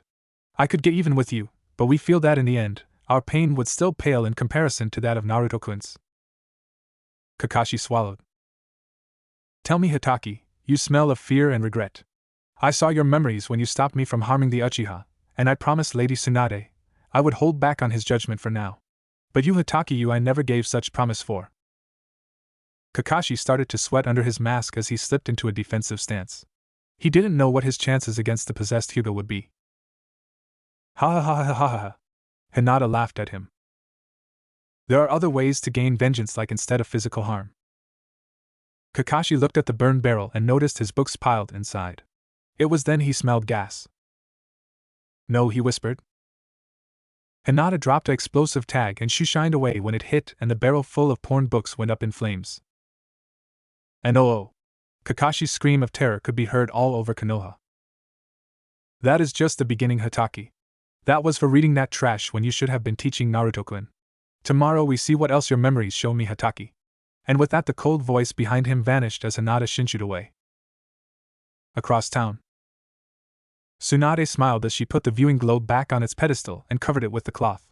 She knew Hinata was slowly picking through the memories. It would take her days, even weeks, to go through all of Hatake's memories. She'd read the book saying that as the spirit and the host blended together, that the reading ability would become faster. Tsunade picked up a scroll with the swirl pattern that adorned many of Naruto's clothes. The Uzumaki swirl. The scroll was Kushina Uzumaki's journal of her time from when she left her home village in Whirlpool and merged with the spirit of vengeance. Her joining Konoha during the war had earned her the name the Red Death. Yet only the Hokage and Yondaime knew at the time. Naruto, come back safe. There is so much I need to tell you and to show you, Tsunade thought. She turned and saw Hinata appear out of the shadows. The girl's eyes were white once more and color in her skin had returned. You're getting better at that, the fifth Hokage said. Hi, Hinata said. There was a hint of exhaustion in her voice. Did you get any sleep, Hinata? Tsunade asked, approaching her and feeling her skin and checking her pulse. A bit, Lady Tsunade. I see a lot of the spirit's past memories. Lady Uzumaki's during the war are. Tsunade nodded. And your retention of the past skills? Hinata sighed. It is slow going. The spirit and I are spending more time looking over Hitaki's memories. I feel there is something there concerning Naruto before he became his Jonin instructor, the wide-eyed girl said. There was a knock on the door, and both turned as Shizen entered. Sorry to interrupt, Lady Tsunade, but Hayashi Hyuga is here and he's demanding to see his daughter. Tsunade scowled. Tell Hayashi that Hinata is in the middle of special lessons, and he will see her when she is done. Shizen sighed and closed the door behind her. Now, while you're here, Hinata, let's continue your lessons as a healer, Tsunade said with a smile to the girl who cared for her adopted little brother. By Kami, I will do everything I can to make sure they get together. Hinata will be good for Naruto, and he for her, Tsunade thought as she pulled out a scroll. Ano, why are you teaching me this? I'm a killer, Hinata said, looking down at the floor. No, you're not, Tsunade snapped at the girl. You are a sweet, kind young woman. As the spirit said, you are a pure soul. I don't feel pure after what I've done. The council members IK killed. What I did to S. Sakura. You are going after those who have harmed Naruto. Tsunade sighed and sat on the edge of her desk. I won't lie to you, Hinata, it's a long list of those who deserve whatever you do to them. You and the spirit will be busy for some time. But I am looking to give you a life away from that. And when we have Naruto back, I want you to be more secure in yourself. To that end, I'm making you my apprentice. That means you will not be under the Hyuga Council's control, nor your father's. As my apprentice, I am the only one you need to answer to. Hinata looked at her in surprise. I'm not doing it only to protect you, Hinata. I'm being selfish. I see you, and I know you can be the best, better than me. The fact you care about Naruto is a plus. But he doesn't know. He just thinks I am a weird girl. Hinata stuttered out. He cares about Sakura and I attacked her. Tsunade sighed. You know what Sakura said and did to him after he brought the Uchiha back. I don't think he cares for her. I believe she destroyed whatever image he held of her. Now then. The door opened and Shizen could be heard yelling. You can't go in there. Hayashi Hyuga stood in the doorway, his eyes filled with anger. Hinata, he said, his voice the same cold tone he'd always used in regards to his eldest daughter. Come here now. Kwai's mountaintop. Now Kit, let's talk. The Kyuubi said as he and Naruto sat in the boy's mind. Fine. I have a ton of questions and you have much to tell me. Let's do this, Naruto said. You want to know why I attacked Konoha all those years ago? The Kyuubi said, and the fox in the cage sat on its haunches. I awoke in this world surrounded by a powerful sorcerer. He wanted to use my power for his own. I fought back and he cast some kind of spell that the end result left me little more than a berserker. I moved around and ended up in the borders of Konoha. I was attacked by ninja wearing the same symbol you wore on your headband. They were with the sorcerer, as I recognized some of them, so I attacked. At the time I had very little control over my actions as it seemed that I was on pure instinct. They led me on a chase, stopping to attack when it looked like I would break the spell on me, angering me once more, and my anger fueled the spell I was under. Naruto listened as the Kyuubi said that the nin led him to the walls of Konoha where he was attacked by more nin. By then I was deep in rage and attacking all that crossed my path. They all wore the leaf symbol. I see now it was a ploy for me to destroy Konoha, but at the time I was out of control and it took the Hokage to separate my spirit from my body. So some mystic attacked you and you in turn attacked Konoha, because they were wearing our symbol, Naruto summarized. He scratched his head. Well, Konoha had many enemies, so it's possible they stole the headbands and made it look like it was us. I regret what I did all those years ago, Kit, but I now am angry because of what the villagers did to you. They treated you wrong, they attacked a child, and even amongst demons that is looked down upon. Children are precious, even to us, Kyubi said. Why do you keep calling me Kit? Naruto asked after several minutes of silence as Kyubi allowed him to absorb his reason for attacking Konoha. Ha ha ha. I call you Kit, for that's what you are. You are a kit. A child. And at this Naruto saw that the Kyubi seemed nervous. What? He asked. I see you as my kit. I had no mate nor kits of my own, and as I watched your life since awakening, I see the pain I've caused you with just being in you, and I want to make it right. I want to teach you all I know. I want to pass on all I have and was to you. I want to make you my heir. Naruto was in shock. You don't need to say anything, Kit. Just so you know, Kyubi said. They sat in silence for some time, before Naruto spoke up. How were you able to talk with me while I was fighting Kwaio Jaizen? Since I've been awake, I've been working on opening paths of communication. This way you didn't have to always come down here to see me, Kyubi told him. Yeah, but couldn't you take over? Naruto asked. No, Kit. I can enhance your senses, I can speak with you, but I can't control you. The seal prevents it, and I wouldn't do that, even if I could. But the first time we met, you said. Sigh, I know what I said, Kit. I was just woken, and still shaking off the last of the spell the sorcerer cast on me. I was lashing out, and I apologize. I'm not the best of moods when woken roughly, and your appearance like that just hit me wrong. I'm so sorry for that, Kyubi said. Now you'll work with the Shaolin first to get yourself into shape. After that I will start to teach you. Teach me what? To be a demon? Naruto asked. Kyubi laughed for a bit. Oh no, Kit. You might end up being a Hanyu in the end, a human-demon hybrid, but that won't be for a long time. No, Kit.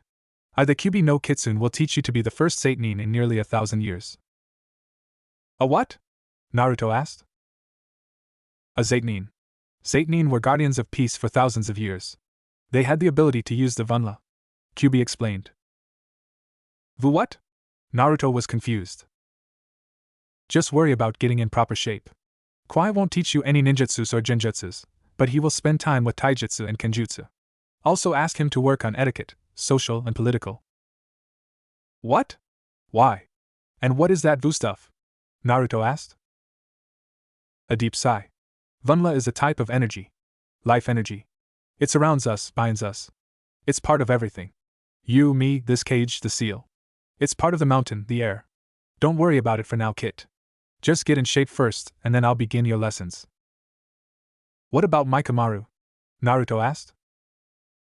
I'll include him. He's strong as you in the Vunla. Tell Kwai to work on a way for us to communicate. Tell him to look in the Book of Rama. Naruto nodded. He wanted to know more about Vunla and Sainin, but he knew from the short time he'd spoken with Kyubi that he wouldn't tell him till he was ready, and that meant getting himself in shape and his taijutsu fixed.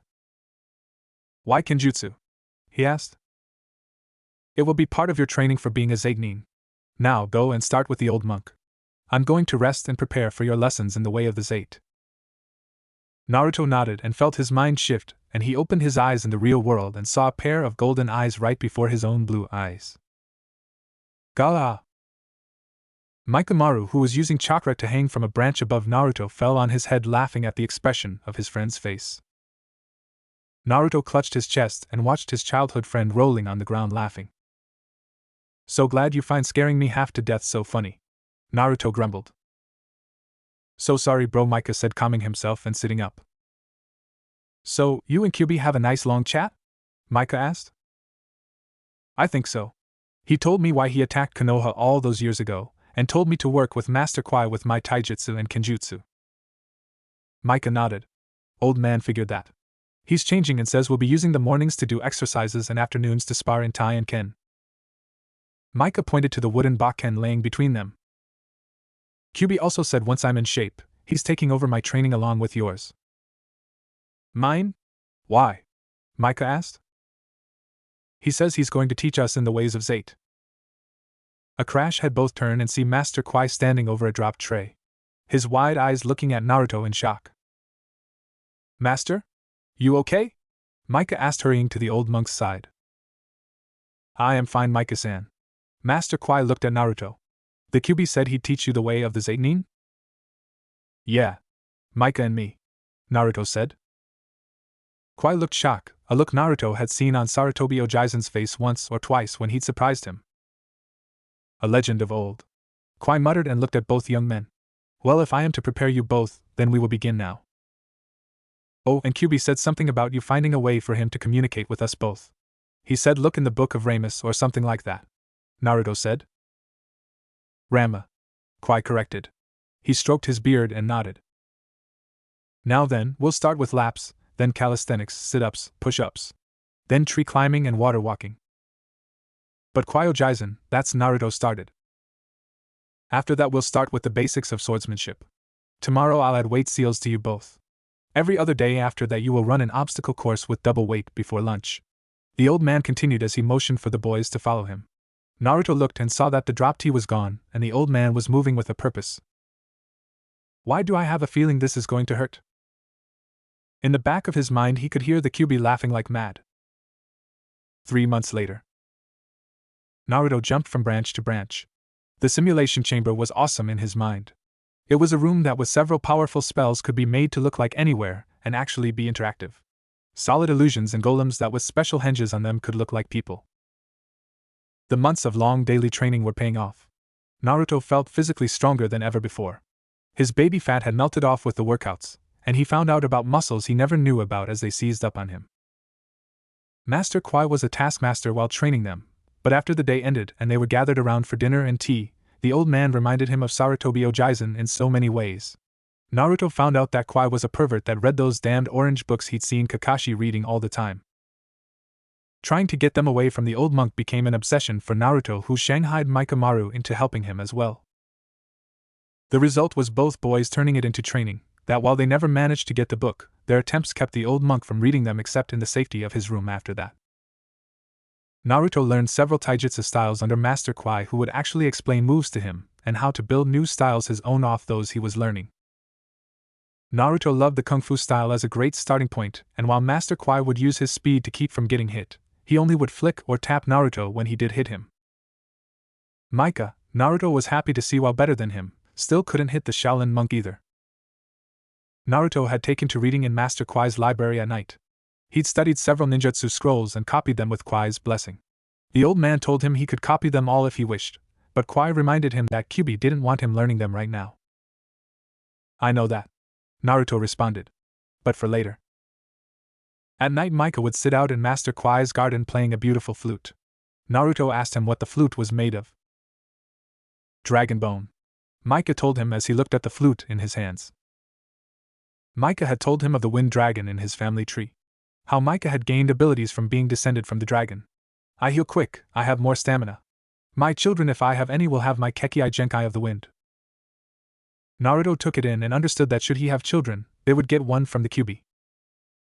He'd learned from Master Kwai's library that all Kekkei Genkai originated from low-level demons. The Byakugan came from the eagles. The Sharingan he learned had come from a low-level demon, a winged monkey. Monkey see, monkey do kit. The Kyubi had said in the back of his mind.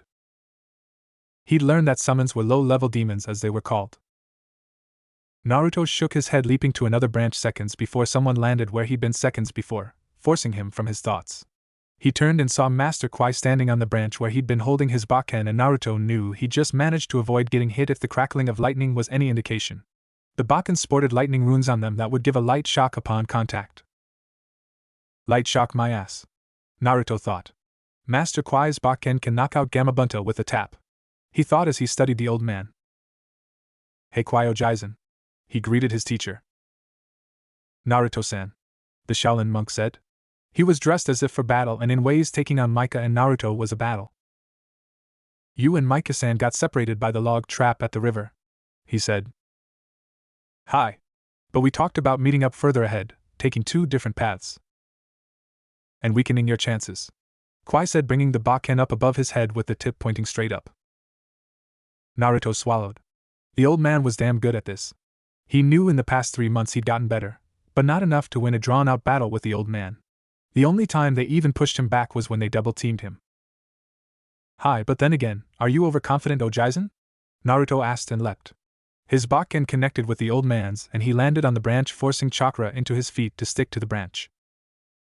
The past 3 months of control exercises had helped him greatly. He no longer struggled with it. Micah worked with him constantly that first month. Water walking and tree climbing, then fighting while using his feet to stick to the tree trunk. The falls had landed him in the water below, but it was a good and safe way to learn. The weight seals helped him build up strength and speed. Naruto backflipped away from a Bakken swipe and landed so he was off the trunk now, and he leapt again, his Bakken striking Kwai's 3 times. Better, Naruto-san, Kwai said, and after blocking he used an uppercut swipe. Naruto managed to lean back, but Kwai reminded him that he had feet as he swept Naruto's out from under him. Naruto hit the branch and rolled off, falling several feet to the next one below. He landed in a crouch and looked up and managed to bring his Bakken up to block as Kwai had followed him down with a downward slash. Naruto could hear the lightning jutsus crackle as they impacted, and light sparks arced along the wooden surfaces. Good, good, Kwai said with a chuckle as he tried to hit Naruto with a nerve strike with his free hand, but Naruto blocked it and shoved the old man back. Kwai smiled. Yes. Now attack me, he ordered, and Naruto needed no prompting as he sent a flurry of strikes and lunges that actually had Kwai take a step back. Yo-wa-wa! Both looked up to see Micah descending like a hawk, his Bakken before him, and he swooped down, missing Kwai by a hair's breadth. Hey Ruto, Micah said as he took his own stance on the side of the branch. The sword aimed at Kwai in an overhead pose and his left hand before him. About time you showed up, Naruto said, taking his own stance with the Bakken pointed at the ground and near his left hip.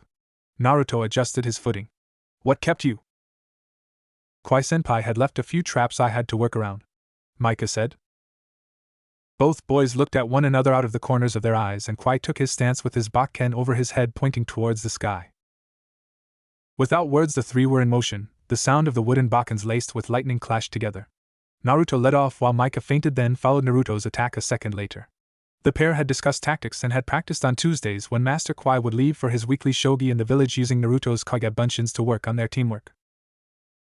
Micah blocked an attack from Kwai and Naruto leapt over him to try a downward strike, but Kwai moved and Naruto missed.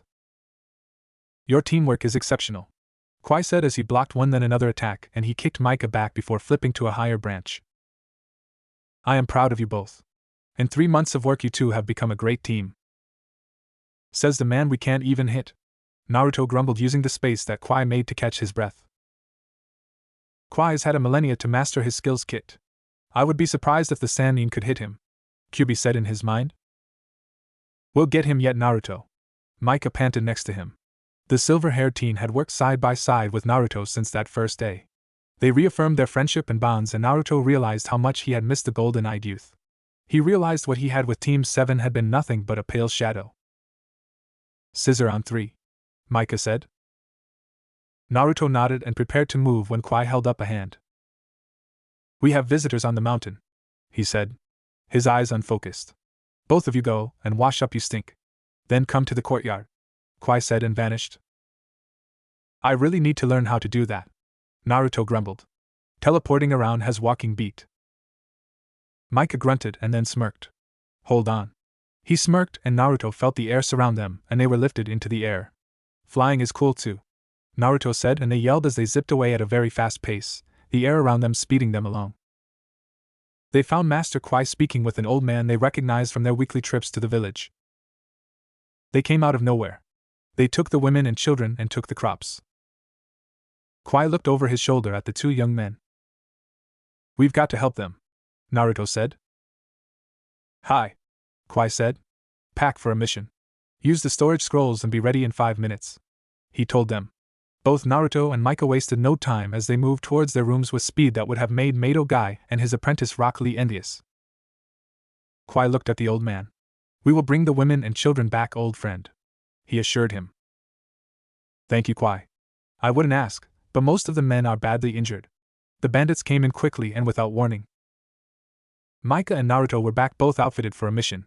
Master Kwai? Naruto asked. The bandits are heading downriver. I will be going to the village to heal those that need it. Your mission is to rescue the women and children, and if possible bring the crops back as well. Both boys nodded. Use these, Kwai said and motioned. A pair of slender swords appeared in his hands. Micah took one and slung it over his shoulder. Naruto took the other slowly and then at the old man. You both are ready for this. I believe in you both. Naruto slipped the strap over his head and shoulder. Pick up their trail outside the village and follow them and boys. Both Micah and Naruto paused at the temple entrance. No need for prisoners or survivors, Kwai said. Naruto swallowed. He hated the thought of killing, but Micah had pointed out to him that it was a part of a ninja's life. You don't have to like it, Naruto, but you can't allow everyone you cross to live. A live enemy is a danger to you, and all you hold precious. Naruto nodded to Master Kwai in understanding and raced after Micah. Once they were near the edge of the mountaintop, Micah smirked and leapt off, the air surrounding him and carrying him along. Naruto joined him and swallowed. Just don't drop me, he told his best friend. Never, Micah said, his gold eyes focusing on the ground below, and they reached the bottom of the mountain in no time, and reached the decimated village in no time. They had no trouble finding the trail of the bandits, and they set off in a two-man pursuit position, with Micah on point and Naruto to his right and a pace behind.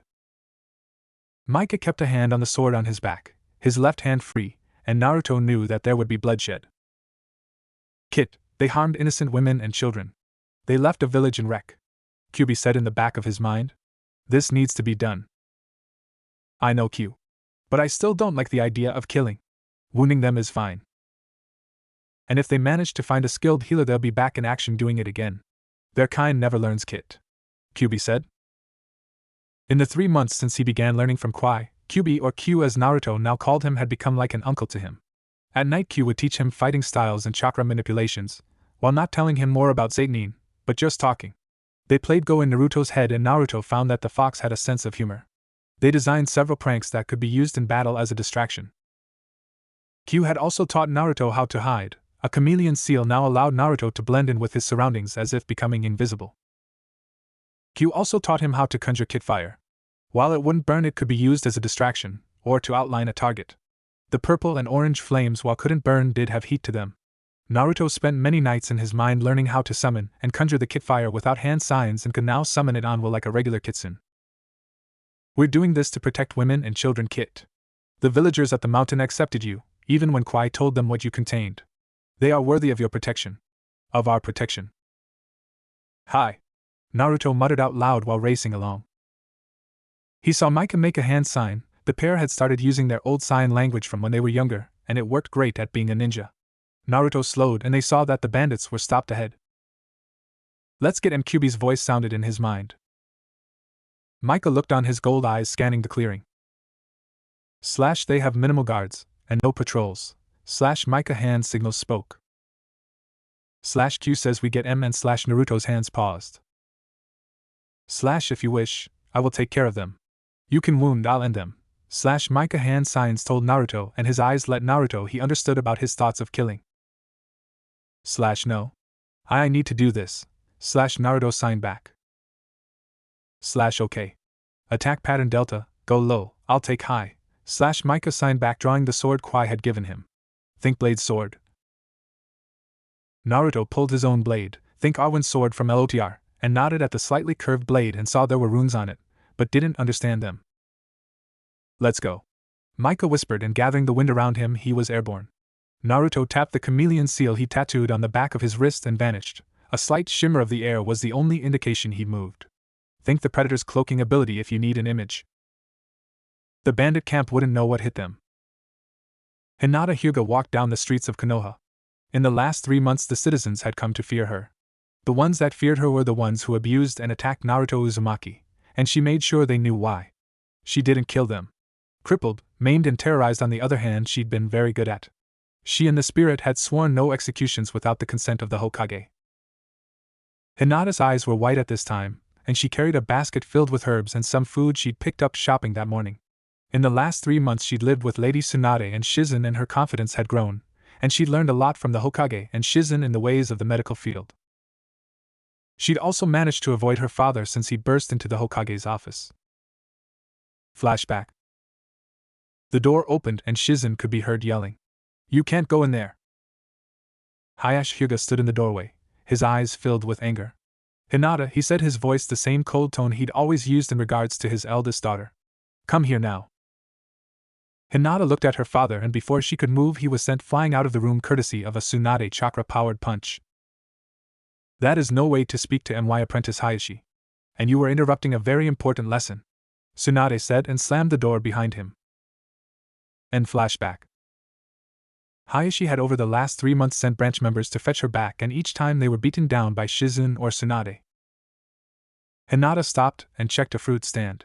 She smiled to the old woman. She remembered her as being nice enough to see fresh fruit to Naruto over the years and charge him the fair price. Hinata and the Konoha 9 had given her all their business. The business that Hinata approved of got the Konoha 9's, Team 10, Team 9 and Team 8 business, along with their senseis.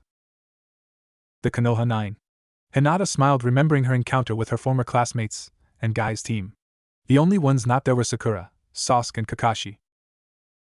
They asked about what she was doing. She told them in an even voice that she was enacting vengeance for Naruto upon those who did him wrong. Truly did him wrong.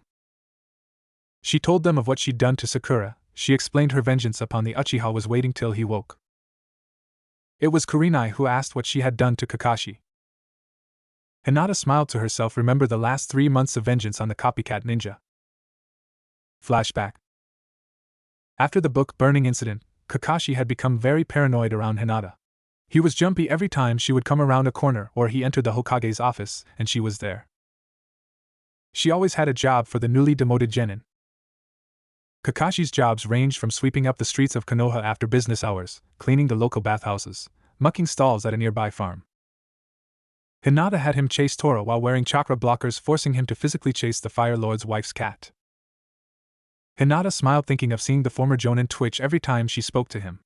Hinata paid for the fruit and turned to find her way blocked by her father and a pair of branch family members.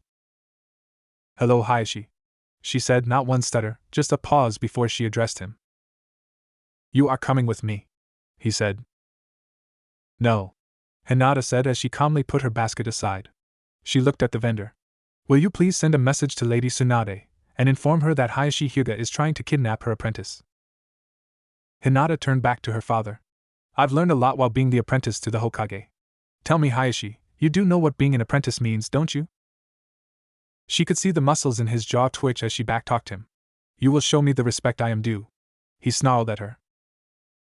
"Then I am showing you too much, as is Hayashi. For you were never a father to me, and as the Hokage's apprentice I outrank you in position of importance in Konoha." Hayashi's jaw muscles jumped more and his eyes narrowed at her. "Quit posturing, you are coming home this instant. You have responsibilities to the clan."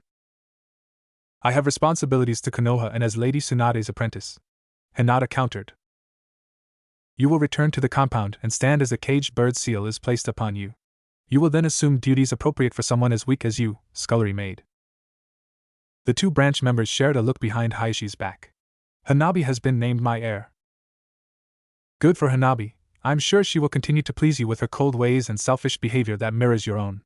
And to think my mother loved you at one time. It is fortunate that she died in birth, for she would be ashamed how you and Hanabi turned out," Hinata said. Her skin paled slightly, but her eyes remained locked on Hayashi. The head of the Hyuga clan sputtered in outrage at how his eldest daughter was talking to him. She wasn't the spineless girl he abused for years. She was different, and he blamed the Hokage for it. "You will stand down and be sealed," Hayashi said with a sneer. "No, Hayashi Hyuga," Hinata said. "I won't." Hinata slid into a relaxed juken stance, but Hayashi raised an eyebrow. It wasn't the one taught amongst the main or branch family. He wasn't familiar with the hand placements and scoffed. "You can't even present a proper juken stance. You truly are weak." Hinata's skin took on a whiteness and her eyes flashed with the Byakugan. The veins appeared around her eyes, but what had Hayashi stepped back was her eyes. They were black, pure black. "So this is what the Hyuga have become since the days of Kenji and Hilana." The cold voice from Hinata had Hayashi look at the branch members. "Come, great clan leader. Show me what you can do against a pure Hyuga, trained in the style that fits her and not the bastardized gentle fist you assume is the end all of your clan. Well, it will be the end, as I have seen this shell's memories and I find your lack of faith disturbing." Who are you? What have you done to my daughter?" Hayashi asked. The cold laugh that seemed to ricochet off the surrounding buildings chilled Hayashi to the core. Across Konoha, a former jonin turned genin shuddered as he weeded a garden. "I am Hinata, and Hinata is me. And I am vengeance." Elsewhere. "Ha ha ha ha." The portly bandit laughed as he watched his men fight over one of the girls they'd captured in that small village. "That's the ticket, boys. And if you can't share her, I'll take her for the night," more chortling as he looked over the campfire. Hurry up with my dinner, boy, or I'll slit your throat, he told one of the prisoners that was wearing ankle chains and had been put to work preparing the bandit leader's dinner. The gust of wind went ignored. Shame that. Around the camp, the few sentries found themselves suffering from an intense case of death. The wind blades sliced through their necks, and the air wrapped around them, keeping them in place. A shimmering figure stepped along the camp, pausing and being lost if anyone had noticed it. Sadly, the bandits were too busy drinking and intimidating prisoners to realize that several of their number were dead and more were joining them. The caged wagon was guarded by 2 bandits, and they found themselves dead. One by the air smothering him, the other one with a kunai in his neck. The bodies were lowered to the ground and the air shimmered as Naruto appeared before the wagon, holding up a finger to his lips, telling the women and children to keep quiet as he picked up the keys and, after unlocking the door, started working on the chains around their ankles and wrists. Keep quiet. Head that way. He pointed. All the guards that way are dead, he told one of the older women. But Genta and Ichi are with the bandits, one said. We'll get them, Naruto said. Just get going, he told them, giving one of the women the crossbow a bandit had. Go. We'll catch up. I promise. One of the women nodded and they herded the children the way Naruto suggested. The blonde looked up and saw Micah balanced on the top of the wagon's cage. So far so good, / 2 left to rescue. You want me to / Micah signed. Naruto shook his head. / I'll get them out. You worry about the bandits, / Micah smiled as they crept along the tents. Bandits found themselves dying from being stabbed or from the air slicing their throats or suffocating them. Once they looked at the center of the camp, Naruto nodded and made the hand signs. Kage Bunshin. He roared and 100 Naruto clones filled the area and went right after the bandits. Micah smirked as he used the air to lift himself into the air and saw the bandit leader grab the girl and boy he'd had serving him as shields. Bastard. The silver-haired youth thought as he sent several blades of wind into bandits, and watched as they were sliced in half. Micah checked on Naruto and saw the blonde was lost in the sea of shadow clones. I really need to ask him how he does that. The bandit leader yelled at his men to protect him and kill the damned blonde. With a sword strike, he watched one go up in a puff of smoke. What the hell? He yelled. Clone's asshole.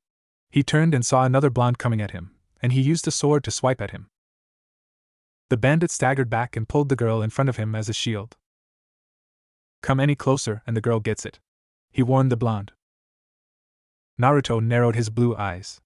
Behind him he could hear the clones dealing with the bandits and knew Mikomaru was using his wind control to decimate the rest of the bandits that his clones had trouble with. How about you let the girl go, and I promise you'll get buried in one piece, Naruto said, the QB in his head warning him to be careful. How about I don't, and you give up or I slit her pretty little neck?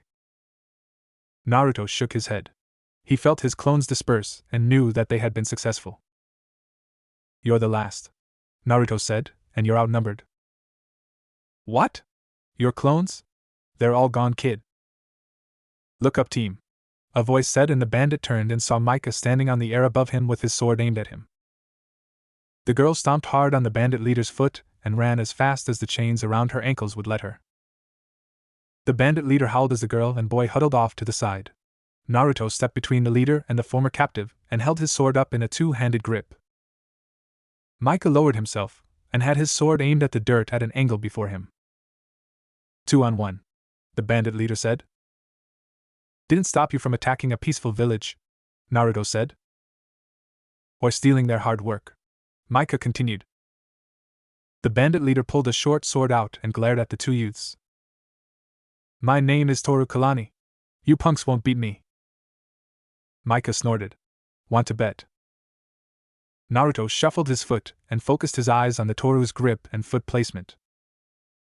Kit, he's a master. I've heard of him. Be careful, QB warned. I will Q, just fix whatever he does, Naruto thought. I can heal nearly anything, Kit, but don't lose a limb, or your head, the QB warned. Micah shifted his foot, and he brought his blade up to block the first blow from Toru, who seemed to move rather quickly despite his size. Naruto lunged and found the short sword blocking his attack. Toru chuckled as he attacked both boys, his swords flashing quickly, but he was surprised that the boys managed to block. One would block and the other would attack, and they would alternate. He circled with them, his long sword arcing down, while his short sword blocked an attack from the silver-haired youth. Toru Kalani was a skilled swordsman from Mist. He'd taught to some of the 7 swordsmen before he left Mist in dishonor. He'd grown lazy and fat with his bandit army raiding villages over the years. He smirked and figured he could talk his way out of this. I'll admit you killed my men. But how about you both join me? The 3 of us could build a whole new army. You'd be my lieutenants, we could rule the coast. Naruto growled and lunged. Toru managed to block the sword swipe and tried to attack the blonde, but his other sword was blocking the silver-haired youth, and he got kicked hard in the chest, sending him several feet back. Both boys were attacking him before he finished rolling. He barely got his blades up to block the furious assault. You attacked men, women, and children. You were going to turn them into slaves. Micah growled, his golden orbs flashing. You are a disease upon humanity. Naruto growled. The blades were a silver blur as they attacked from various angles. Toru was sweating. He'd allowed his skills to decline over the years and was now cursing himself. In his prime he could have taken them, but these 2 were working like a well-oiled team and they forced him back with each attack. Toru ducked and spun despite his size, and he sent a flurry of swipes and strikes with a master's ease. He managed to get himself some breathing room. He saw a pair of his men coming up behind the 2 boys and grinned. I'm sorry, if you will not join me then you will be destroyed, Toru said as the 2 bandits attacked. Micah spun and blocked one and Naruto ducked and rolled. Toru laughed as it was 3-on-2 now and they were trying to force the 2 boys back. One of the bandits was using a pair of kamas while the other used a pair of wicked-looking long daggers. The blades were shaped like waves. The 3 bandits worked hard, but Naruto and Micah were used to actually fighting as a team while the bandits were used to attacking in large groups. Naruto blocked the kamas and Micah used his wind to push the bandit back. Both boys ducked back as the dagger wielder lunged in, his arms pinwheeling trying to hit them. Toru was using the time to occasionally attack, but would duck back and let the 2 thugs of his crew attack. Mikamaru groaned. He was focusing on his sword work and couldn't get the wind to respond right. Master Kwai says I need to focus, but can't right now. That's my big weakness. I should have kept back and in the air. Naruto was cursing the kama user and he blocked one, only to have the other slice across his stomach, shredding his shirt and grazing the skin. Watch it, Kit. This one is skilled. We can't back off or the kids behind you will get taken again. I know, damn it. We need some space, Naruto thought. Toru chuckled as he circled the fight now. Miz and Mori were worth their cut, and he'd make them his top lieutenants when they rebuilt the group. He looked at the corpses of the bandits the pair had killed before attacking him. They do have some skill. Shame they have to die here. He watched as the blonde did a backflip and kicked Mori back. He made a hand sign and there were 6 of him now. Clones. He's a virtual one-man army, Toru thought as he turned his gaze to watch the silver-haired youth. He's got some weird power over air. Miz better watch out or he's going to wind up dead. Toru made a decision and slipped away. Cut my losses for now. Rebuild my group and work on the coastal towns again. I knew coming near the elemental villages would be bad news. As the slightly pudgy bandit leader slipped away, he knew he'd spared himself, and he vowed not to come this way again. Micah ducked and Naruto or one of his clones rolled across his back and hit the dagger wielder with a roundhouse kick. Micah slipped around and saw himself flanked by 3 clones of Naruto who were attacking the dagger wielder with kunai. Micah looked over and saw Naruto and 3 of his clones wearing down the kama wielder. Micah nodded and stabbed the sword into the dirt before focusing his will upon the air. He cupped his hands near his right hip, his left hand over the right. A swirling vortex of chakra-enhanced air could be seen forming. Think DBZ's Kamehameha. He felt the air build up and he narrowed his eyes, thinking what the bandits did to the village that his sensei visited. The women and children they were going to sell to slavery or worse. The ball of chakra-enhanced air swirled faster and increased in size. Naruto meanwhile had created another pair of Kage Bunshins and was making a Rasengan. His sword was sheathed over his shoulder. Both boys unleashed their attacks at the same time. The resulting explosion, well, let's just say that there wasn't anything left of Miz or Mori bigger than an exploding tag. Naruto looked at the remains, turned around and threw up on a clone that made a revolted look before dispersing and returning the memory to Naruto, who threw up again. Micah was on one knee gasping for air. He'd put too much into that attack and he knew it. His gold eyes scanned around for the missing bandit leader, but he couldn't find him. Damn, he got away, he thought. His eyes rested on the boy and girl they rescued and nodded. The pair raced up to them, the boy stopping near a heaving Naruto while the girl stopped several paces away from Micah. "Can we go home?" she asked. Micah nodded his head wearily. "Let's get those irons off," he said, pulling a lockpick from his belt. He remembered the old days when he and Naruto would borrow from shops in Konoha. They had intent to return what they borrowed eventually. He was sure it was on their list to do someday. Maybe when Naruto makes Hokage, yeah, that sounds good. Micah thought as he slowly picked the lock first on the wrist chains and then the ones on the ankles. Naruto was recovering and listened as the young boy who couldn't be older than 6 or 7 described the battle with enthusiasm that Naruto remembered once having when he first announced he was going to be Hokage. "Why do I feel so old all of a sudden?" "Killing does it, Kit. It ages one, not physically, but mentally and spiritually. You killed him and you were looking right in his eyes when you rammed that Rasengan into his chest. You powered it, and Kit, I wish I could claim it was me, but it was all you there," Kyuubi said, and Naruto could hear the regret in the fox demon's voice. "I know, Q. I know," Naruto said, and he looked at the boy who was still talking. The kid's hairstyle reminded him of a Hyuga, but the kid was a farmer, and he was tanned and his gray eyes were eager. "Let's get you home," Naruto said, standing up and picking the kid up and walking him over to Micah to get the chains removed. "You okay, kid?" Kyuubi asked. "No, but I will be," Naruto said as he looked at his silver-haired friend. The pair shared a look, and they both understood without words. The 2 branch members were put down with single strikes, their limp bodies crashed into a vendor's stall. Incidentally, this was a vendor that threatened Naruto with a butcher knife several times when he was looking for food. The stall was shattered and dogs raced in and stole the meat as it hit the ground. The merchant screamed at the animals, but most people were watching the Hyuga drama that was being shown to them all. "Surrender, Hayashi, and you'll walk out of here with your life," Vengeance Hinata said.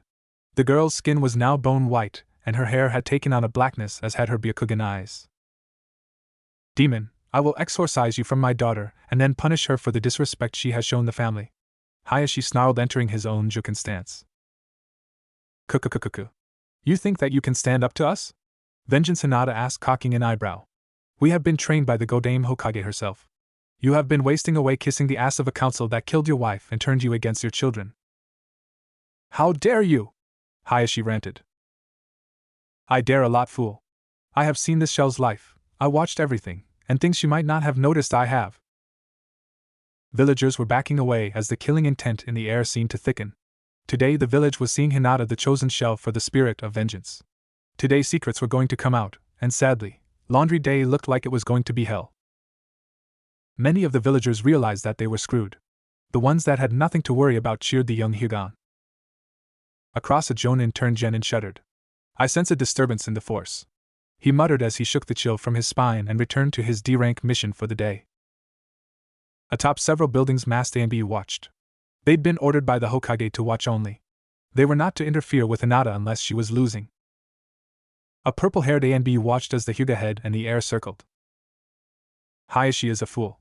Can't he see that the style Hinata is using is stronger?" Apparently not, as Hayashi attacked, thinking his daughter was still the same stuttering girl he used to intimidate. Hinata's chakra spike sliced into Hayashi's palm, and he screamed in pain as he saw a hole through his hand. "What's the matter, Daddy? Did that hurt?" Vengeance Hinata asked mockingly. "It's amazing what one can learn when trained in a proper style that's fit for them." Hinata's next 3 strikes had Hayashi on his knees, his wounded hand clutched to his torso that was bruised, his shirt torn from where Hinata had struck him. All could see the pale skin purpling from the blows. Several figures appeared at the end of the street.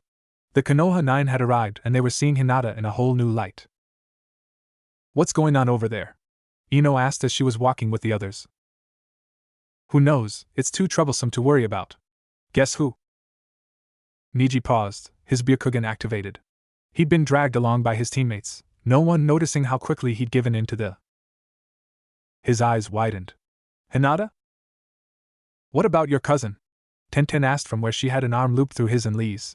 She told the others that it was to keep both boys from bolting. "She's fighting Hayashi-sama." Niji seemed to choke on that, and Ino grabbed Shikamaru and Choji and pulled them along. Kiba and Shino, who'd been with them, followed. Akamaru whined as they got closer. "What's wrong with Yowo?" Kiba's question to his partner was silenced as they watched Hinata put the 2 branch members down with 1 strike each.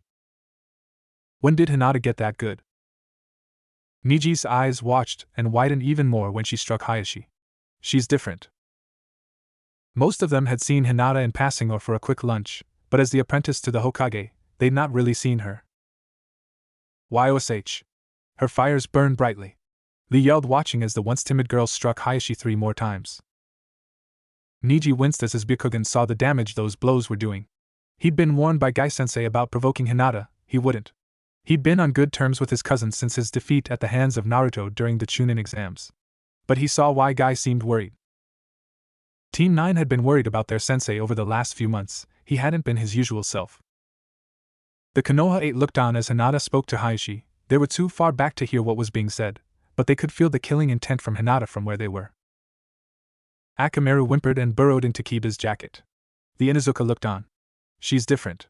Akamaru says the vibes from Hinata remind him of that Gaara kid from Suna. Shino was silent, but his bugs were telling him that Hinata was the same in many ways, but there was an aura of power that wasn't there before. Choji ate a couple of chips, his eyes watching the once timid girl trounce her father, who they knew used to verbally abuse her at every opportunity. Shikamaru sighed and muttered a troublesome, but his eyes were taking in the information and he was compiling questions to ask the Hokage.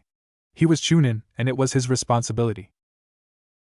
Being responsible is such a drag, Shikamaru thought as Ino stood there wide-eyed. The 8 of the 9 watched their last member, and knew that she was different, and they were worried what it meant. Amazing Hayashi. I thought you wanted this shell to be stronger. But I see that was a lie. You were never pleased with any success she had. You always beat her down, mentally, verbally, and then you used your other daughter and the branch members to do it physically. Vengeance, Hinata said as she ducked under a wild strike from Hayashi, and she lashed out, hitting his arm 3 times. The once regal-looking robes he wore now were hanging on by threads as her chakra-powered strikes tore them from him, and left the skin underneath blackened by bruises. When Naruto-kun comes back, we shall change the Hyuga for the better. I'll kill that damn demon before I let him touch you, Hayashi said. You could hear a pin drop in Konoha. At the end of the street, Niji winced. He'd read Hinata's and Hayashi's lips and knew that was the worst thing his uncle could have said to Hinata. Tenten felt him tense and leaned in. What? What happened? She whispered in his ear. Hayashi threatened to kill Naruto after Hinata informed him that she and Naruto would change the Hyuga for the better. He has just sealed his fate. The Hyuga male said and looked on as Lee put a hand on his shoulder, and Tenten tightened her grip on both of them. Back with Hinata, she stepped back and her black eyes seemed to blaze with passion. Her cold voice became even colder as her hand lashed out, and she grabbed Hayashi, and her hand splayed out over his temple and face. Think Vulcan mind meld. So many secrets, Hayashi, she said. You knew the Kyuubi was coming. You had branch members there attacking it. Danzo Orochimaru, who is the one in the robes, Hayashi. Sorcerer. Hinata's eyes became wide and she pushed power into her search. Hayashi went to his knees in pain as his daughter, possessed by vengeance, dug through his mind faster than a Yamanaka. Power. You stupid fool. You betrayed Konoha for power and covered it up. The Hyuga Council knew mother. Hinata broke contact and staggered back. You monster! Hinata's skin became flushed, and her eyes flickered between white and black. You killed mother. You had her killed to hide your dirty secrets. Vengeance, Hinata said, the black eyes becoming darker and veins around the eyes hardening even more. You are responsible for Naruto-kun's pain. You had branch members tell the villagers about Naruto being the Jinchuriki of the Kyuubi. You told merchants to refuse him service and paid them for it. You call him demon and monster. It is you who are the monster, Hayashi Hyuga. I see it all now. The Hyuga clan are a disease. I see now why Itachi did what he did. You and Fugaku Uchiha wanted him to assassinate Naruto-kun. He refused and Fugaku ordered his death. It backfired and Itachi killed his clan to protect Naruto-kun from them. Gasps were heard around the street. The Piper was coming and it was payday. Vengeance, Hinata's eyes looked around, her black Byakugan eyes landing upon Niji at the end of the street. Niji Onizen, return to the compound, take Hinabi and the branch members along with Minami-chan of the main house and go to the Hokage Tower. Her eyes went to Hayashi, who was still on his knees. Hell is coming, Hayashi. A cleansing of the Hyuga is the only way I see. The corruption runs deep into the old generation. It is time to be a phoenix and the Hyuga rise from the ashes of your death. And no, Hayashi said through the pain. His eyes scanned the crowd and saw the A and B watching. KK, kill her. She broke the third's law, he said. The cap-masked Anbiyu held up a hand and shook her hand. As the Hokage's apprentice, she can speak about it, Hyuga-san. Hayashi looked around for a way to escape. His head turned back towards Hinata as her hand slammed into his forehead. People watched in shock as the back of his head blew off and his brain slammed into the street, severed from the spinal column cleanly by the chakra strike from Hinata. Vengeance served. She went and picked up her basket as if nothing had happened. She walked towards the end of the street where the other rookies were frozen in place. Niji and his team, having left after Hinata gave her instructions. Hinata paused and looked over her shoulder, her skin color returning to normal and her eyes a gray now. Consider your actions. This is your one and only warning. You mistreat Naruto-kun again, and what I've done to Hayashi will seem like a Midsummer Night's Dream. Hinata looked at the rookies and sighed. Ano, I suppose I have some explaining to do. When they said nothing but stared at her, she sighed. Let me drop these off at my apartment and deal with my CLA with the Hyugas. But you're a Hyuga, Ino said, breaking out of her shock. No.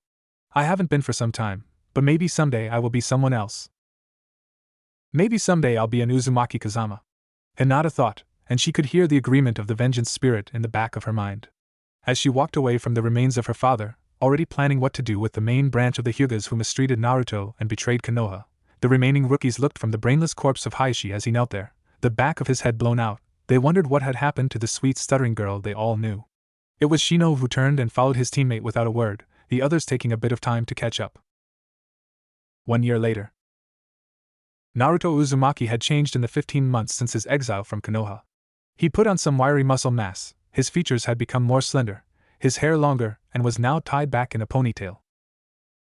His features had a hint of the fox as his ears now had slight points to them, his whisker marks were deeper, and his canine teeth were a bit longer. He'd even allowed Micah to add black highlights to his hair one night when they were bored while Master Kwai was off playing shogi.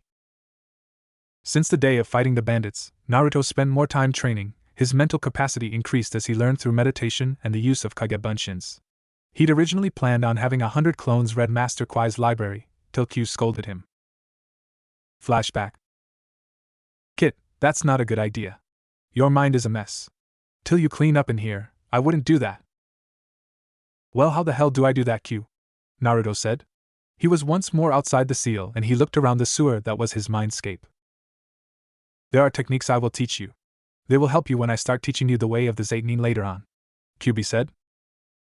You ever going to tell me more about that? Naruto asked as he got comfortable in a lotus position. When you're ready. You can't run before you learn to walk, Kit. Your time with Kwai has done wonders for your kenjutsu and taijutsu. Your work with the Dragon Hanyu has cleaned up years of neglect on your chakra control. Would you stop calling Micah Hanyu? He's not a demon, Naruto said. Snort, Kit. He's at least 1/4 demon blood in his veins. He may be several generations down, but it's there, just like that freak that worked for the snake team. Kabuto, the one that nearly killed you and your adopted granny. Naruto remembered that battle. The chakra strike to his heart had nearly killed him if not for Tsunade's determination and Kyubi pushing a large amount of chakra into the wound to form a chakra bandage until Tsunade was able to save him. Now, once we organize your thoughts, I'm going to teach you an ancient form of protection to shield your mind from Nin like that Yamanaka. From Ino? Why, other than the obvious? Naruto asked. Kit, there are beings out there that are strong Sai. They have abilities that make some of the stuff you ninja look like idiots for going about it the hard way, Kyubi said. Now, to clear your mind. End flashback. Once his mind had been cleaned and organized, he'd learned how to alter his mental landscape. It no longer was a sewer, instead it was the streets of Konoha and surrounding forest. The Kyubi's cage was gone as well, instead the fox was allowed to roam, but the seal was now a collar around the fox's neck, the seal etched into the metal band. Naruto's use of Kage Bunshins to learn was only 3 at a time, and he dispelled them an hour apart to prevent himself from a mental overload. He would then spend 3 hours in meditation with Kyubi organizing them and putting them in mental scrolls in the center of his mind, the Hokage Tower, which he'd added runes to, in case anyone got through the mental maze and traps he'd designed. And if they get past Q on top of that, Naruto thought with a chuckle. Kyubi agreed to help protect his mind, should someone get past the traps and maze. Another thing to change was Naruto's wardrobe. Micah, with help of several of the villagers, managed to get Naruto a new look and burn his old clothes. Naruto had to laugh remembering how his friend had done it. Flashback. Come on, Ruto. A soak in the springs will ease up those muscles and we can meet Master Kwai in the village before the harvest celebration begins. So Naruto stripped down to his boxers, slipped into the hot spring they'd found on the east side of the mountain. He was relaxing and was just about to put his head back when he saw his clothes floating on the air. He turned and saw Micah smirk before the clothes went flying away and into the arms of several of the village youths. Hey! Naruto cried out, standing up to give chase, only to have a gust of air slam into him and knock him over. By the time he'd emerged from the air-assisted dunking, the kids were gone with his clothes. Damn it, Micah! Naruto rounded to find his friend standing away from the spring with a box hovering in the air. Enough is enough, it's time for a change, Micah said. Master Kwai can get away wearing orange, he never leaves the mountain. You, however, stand out like a pervert at a onsen during Women's Day. Naruto growled and Micah growled right back. The villagers got together and made you these, he said, putting the clothes down. Naruto, still in the water, untied the string around the box and opened it. There were brand new pants with orange stripe down the sides of the legs. He saw the pants had numerous pockets. There were new shirts, long and short sleeve, and Naruto smiled that while they were black there were orange tiger stripes around the ribs. There were also new boots and fingerless gloves with metal plates on the back of the knuckles.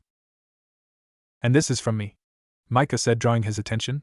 Hanging from a branch was a brand new jacket. It was a rust orange that was dark, and on the back was the symbol for the fox merged with the spiral design of the Uzumaki clan. Naruto looked at him speechless. He was unsure how to express his thanks, and he swallowed the lump in his throat. They accept you, Kit. And those clothes are better than that orange monstrosity you wore. Q added his to Rio. End flashback. Naruto shook his head and looked over his shoulder. Micah too had changed a bit. His hair was longer, and his face was a bit more angular. Right now he was playing on his dragon bone flute, his eyes closed as the melody washed over him and filled the air with its calming tunes. Over the past 15 months the pair had learned a lot about sword techniques from Master Kwai, and while they couldn't beat him, they could force him back and push to a draw, as long as they worked together. Naruto felt at peace, and of course it was when he was at peace that it seemed Kami-like to shake up his life. Naruto-san. He turned to see Master Kwai coming towards him, a scroll in his hand. I need to discuss things with you and Micah-san. First, I have found something that will allow Q out of the seal so he may begin his teachings, however it is not without cost. Naruto looked at the Shaolin and waited. It would cost you and Micah-san something. The melody of the flute stopped and Micah rose from where he'd been sitting under the tree in Master Kwai's garden and he approached. What would it cost exactly? Micah asked. For Naruto, it would cost him some chakra, Master Kwai said, and both boys exchanged a glance. Well, that don't sound too bad, Naruto said. I have a lot of that. Indeed, nearly limitless now, Kwai agreed. His wizened eyes then turned towards Micah. For you, however, the cost would be much greater. Ukekei Genkai, the blood fire you got from your father. In order to use this spell it would be sacrificed as the main payment. Naruto swallowed and looked at Micah. Don't. We'll find another way, he said to his silver-haired friend. Or we won't, Micah said in thought. Was that all you were able to find in the Book of Rama? He asked their mentor. Hi. The only other option would be, Sai, it would take sacrificing a large group of people to perform a temporal jump. That isn't very precise or described. The author warned that it could result in the user's death. Naruto shook his head. I'll do it, Micah said. Nani? Naruto spun and looked at his friend. Why? Micah looked at him. Kyubi has much to teach you, and me. If it costs me a Kekei Genkai that I could care less about, then so be it. I still have my bloodline from my mother's side. I'm more comfortable with that. Micah told him, his golden eyes fixing on Naruto, begging him to let him do this to help. Naruto looked at Kwai. What will this do to Q-san? He asked the Shaolin monk. He will still be in you, but he will be able to be summoned out as a shade, Kwai explained. While he is out, you will be sharing your chakra with him, Master Kwai explained. Q? What do you think? Naruto asked.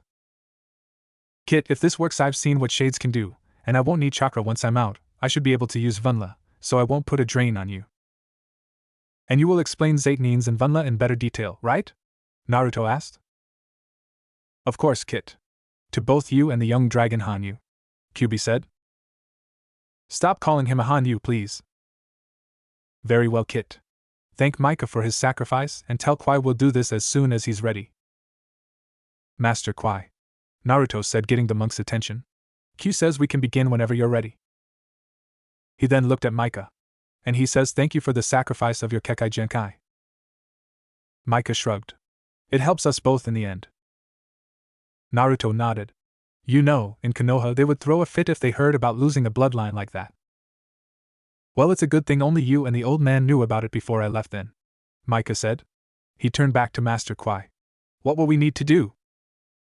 Konoha. Tsunade sighed as she read over the reports from the border patrol. In the past year, bandit sightings have dropped and reports that small villages had found someone to protect them. One of the reports sounded like it was Naruto and some kid with silver hair. She thought as she looked over another scroll. Shizen. She called out, and her brunette apprentice came in with a stack of files.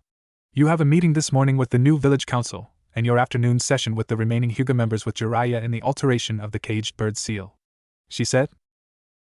Yes. Where's that report from the Hunter Nins? Why haven't they caught Danzo or his root members yet? Shizen sighed. They went aground. Reports came in that Danzo was seen in Otogekure. We sent in an assassination squad, but they never reported back, Shizen said as she shuffled folders. Tsunade sighed. Any sign of Naruto by any of the patrols or teams on missions? She asked as it had become her daily ritual since the blonde's exile 15 months ago. Sorry, no, Shizen said sadly. Tsunade looked at the file before her. There were less than 20 members of the Hyuga clan left. Hanabi, while recognized as the heir, now deferred judgment to a pair of branch members, Cho Hyuga and Lisu Hyuga. The two older women advised the young girl, and so far the Hyuga were recovering. Hinata had removed herself from her clan after that day. The day she rained vengeance down upon her clan for what they'd done. Yenbyu had waited outside the compound, and killed those that tried to escape. The ones that Niji had removed were the only Hyuga left alive after that day. The altered seal, it blocks the theft of the Byakugan, but it can't be used for punishment anymore. Jiraiya had told her after he'd made the alterations to Niji's seal first under the watchful eyes of Hinata that day. Tsunade shook her head. Jiraiya's recovered from Hinata's vengeance then? She asked her assistant and friend. Hi. The paralysis wore off and he's able to gather chakra once more. Tsunade had been furious when she learned that Jiraiya's teaching method. Sadly, Hinata had heard her yelling, and once she touched Jiraiya and saw it, she'd unloaded on him. Where is Hinata this morning? She asked. Shizen smirked. I think. A scream from across the village could be heard, and Shizen continued as if nothing had happened. She's working with a genin about reading pornography in public. Tsunade smirked. Over the past year, Hinata had gone out of her way to make Kakashi Hataki's life a living hell. On top of burning his collection of prized Ika books, Hinata would, as the Hokage's apprentice, pick a sparring partner. Kakashi had lost the use of his Sharingan in the first spar. Tsunade had been able to replace the damaged eye with a normal brown eye. Hinata seemed to pick up Naruto's pranking habits as Kakashi would appear around the village after a resulting explosion. One time his hair looked like a rainbow. Another time his clothes were dyed neon pink, and no one would sell clothes to him. His mask had been taken and Kakashi had spent weeks running away of village women, and several shinobi chased after him asking for dates, marriage, or just outright sex. Someone had spiked Kakashi's food with peanut butter, and he'd broken out in a body-wide rash. Someone, guess who, had checked his Medio records and found out he was allergic to peanut butter. Wonder what she's done to him this time, Shizen said as she continued to sort files. It's taking her a lot of time to go through his memories. He had a memory block on him for his time as an ANBU, and she's slowly chipping away at it, Tsunade said. And I think she mentioned something about his summons needing a workout. In the distance they could hear a lot of dogs barking. How does she do that? Shizen wondered. No, not there. Not there. Pakawin. Tsunade shook her head. I think she promised Pak and steak dinner. As for how she deals with the summons, I think that's part of the spirit's domain. I've seen her with my slugs and Jiraiya's toads on several occasions, and I didn't summon them, nor show her how. I checked the contract, and she isn't listed either. The pair worked on the pile of paperwork. You know, if I didn't know better, I'd say paperwork is a curse of some kind. It never goes away and it always multiplies, Tsunade said. Shizen smiled. Since Hinata had become Tsunade's apprentice, The Hokage had become more light-hearted, and drank less. She looked out the window and sent a silent prayer. Kami, please bring Naruto-kun back. If not for Lady Tsunade, then for Hinata. She's becoming more a beautiful young woman, and she's doing it for him. Port? I'm sorry, Lady Tsunade, I must have zoned out. What was that? Shizen asked, looking embarrassed. I asked for the medical report on Sakura. Shizen nodded and looked through her stack. Inochi says that she's finally responding to treatments, but it's slow going. He's going to walk her through her life, and it will take time as they put her mind back together after Hinata's penance stare. Tsunade sighed. Tell him to keep on it.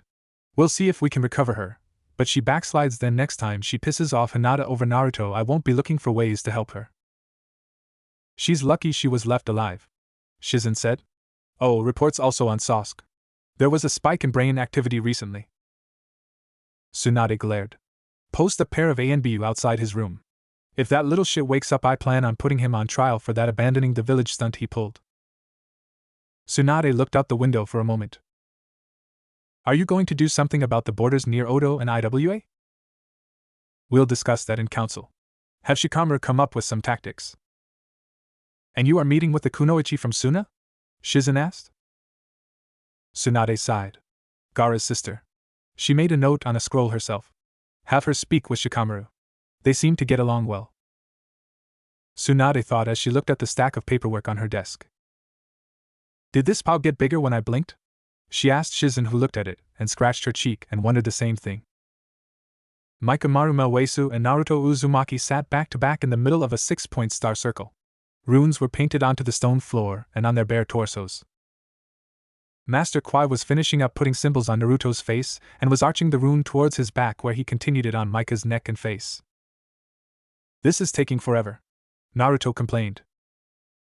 The beginning of the spell is alchemy. It's a lost science from generations past, some of which has been rediscovered, but the true mastery of it was lost in wars long ago, Kwai said as he continued to draw designs on the boys, his feet deftly stepping over the painted lines and runes on the floor. And hold still, he admonished Naruto, who was about to scratch his nose, but the Shaolin slapped his hand. Don't smear those or I'll have to wash you down and start over from the beginning. My butt fell asleep, Naruto complained. Hey Mika, how you doing? Naruto asked. A soft snore was his only answer. You bastard, wake up. Mika snorted and opened his eyes. We ready yet? He asked, yawning. Kwai pulled the brush back and glared at the pair before him. No, stop moving and no talking. This is delicate work and a sigil designed wrong could kill you or worse. Worse? You never mentioned worse, Kwaiojaizen, Naruto said. I did, you were just too busy picking your nose. Remind Lord Kyuubi that you both will feel pain during the process. Hey Q. I heard him the first time, Kit. Meditate like your friend. Mika wasn't meditating, he was sleeping, Naruto countered. Or he meditated so deep it looked like he was asleep, the Kyuubi said, and Naruto could hear the chuckle in the demon fox's voice. Team.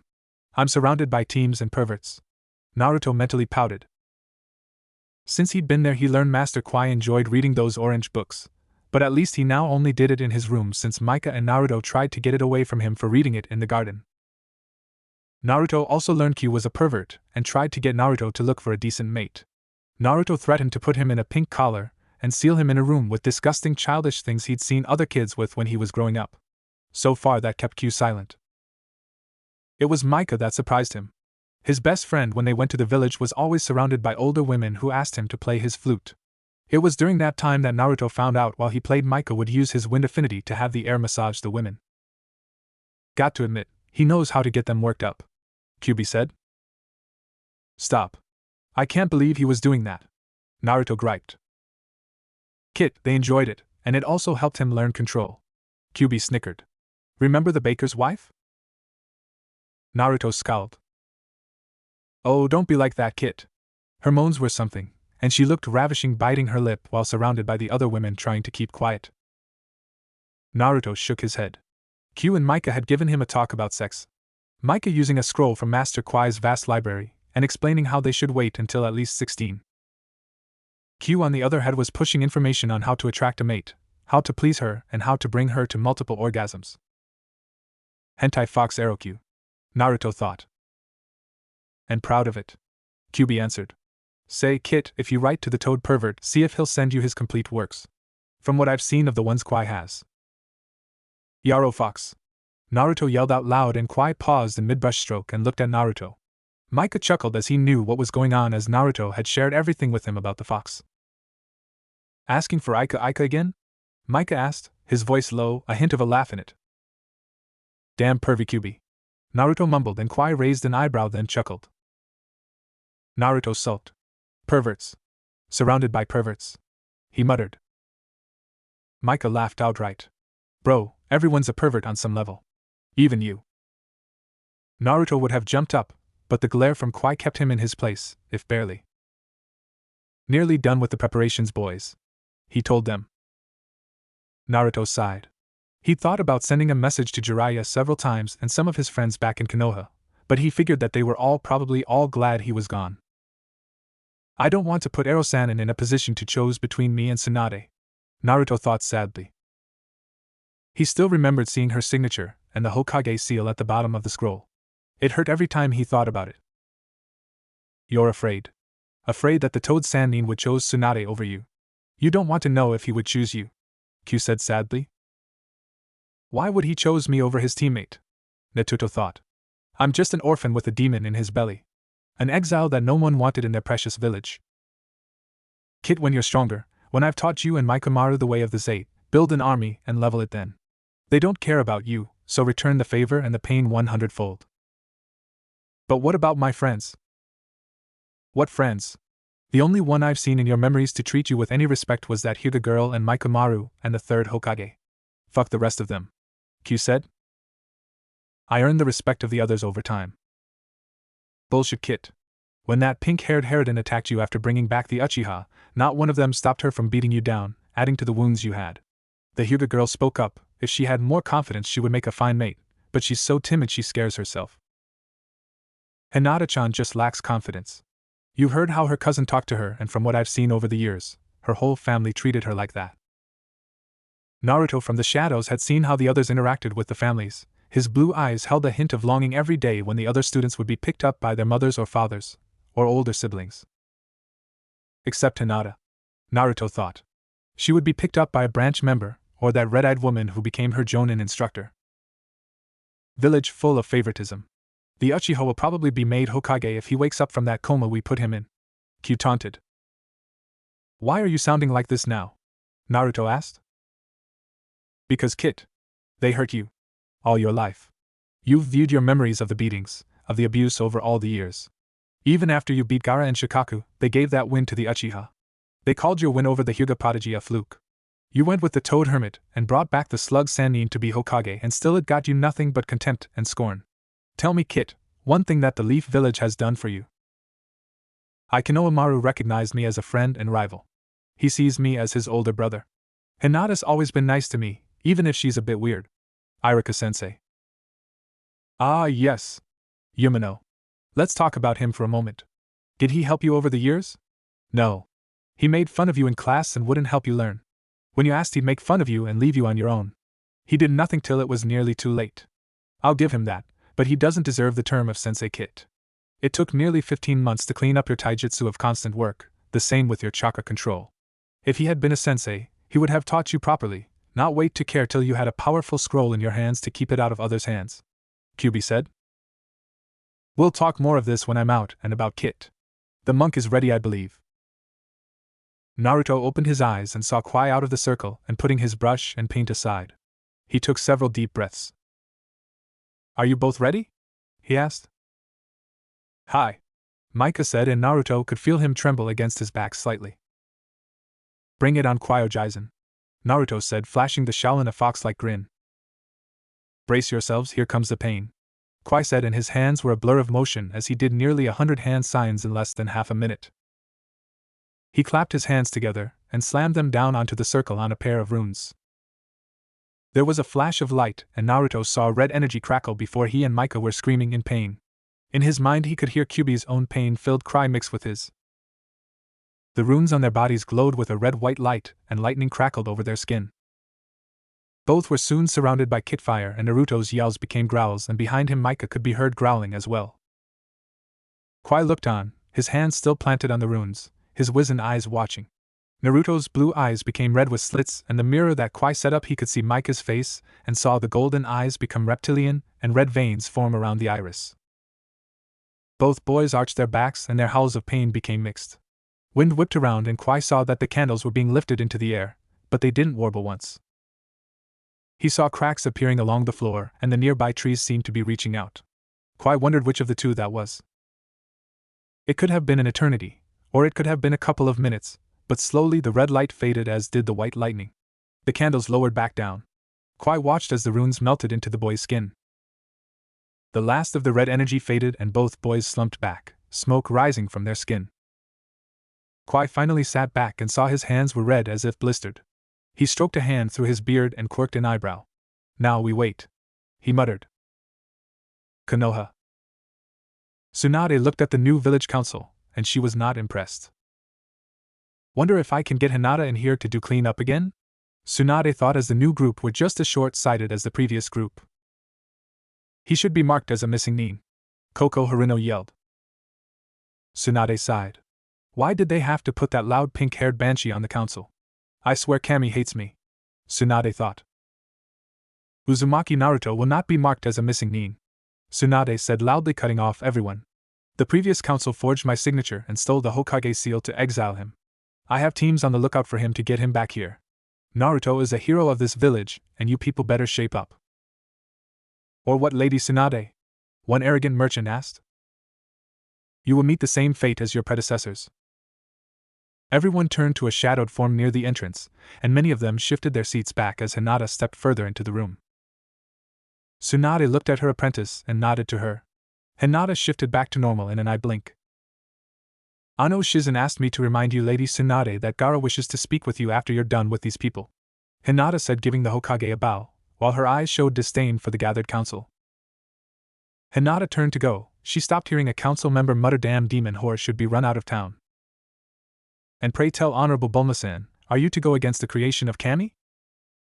Several people could be heard swallowing as Hinata turned once more to face the gathered council. Lady Tsunade allowed this council to be reformed out of the kindness of her heart.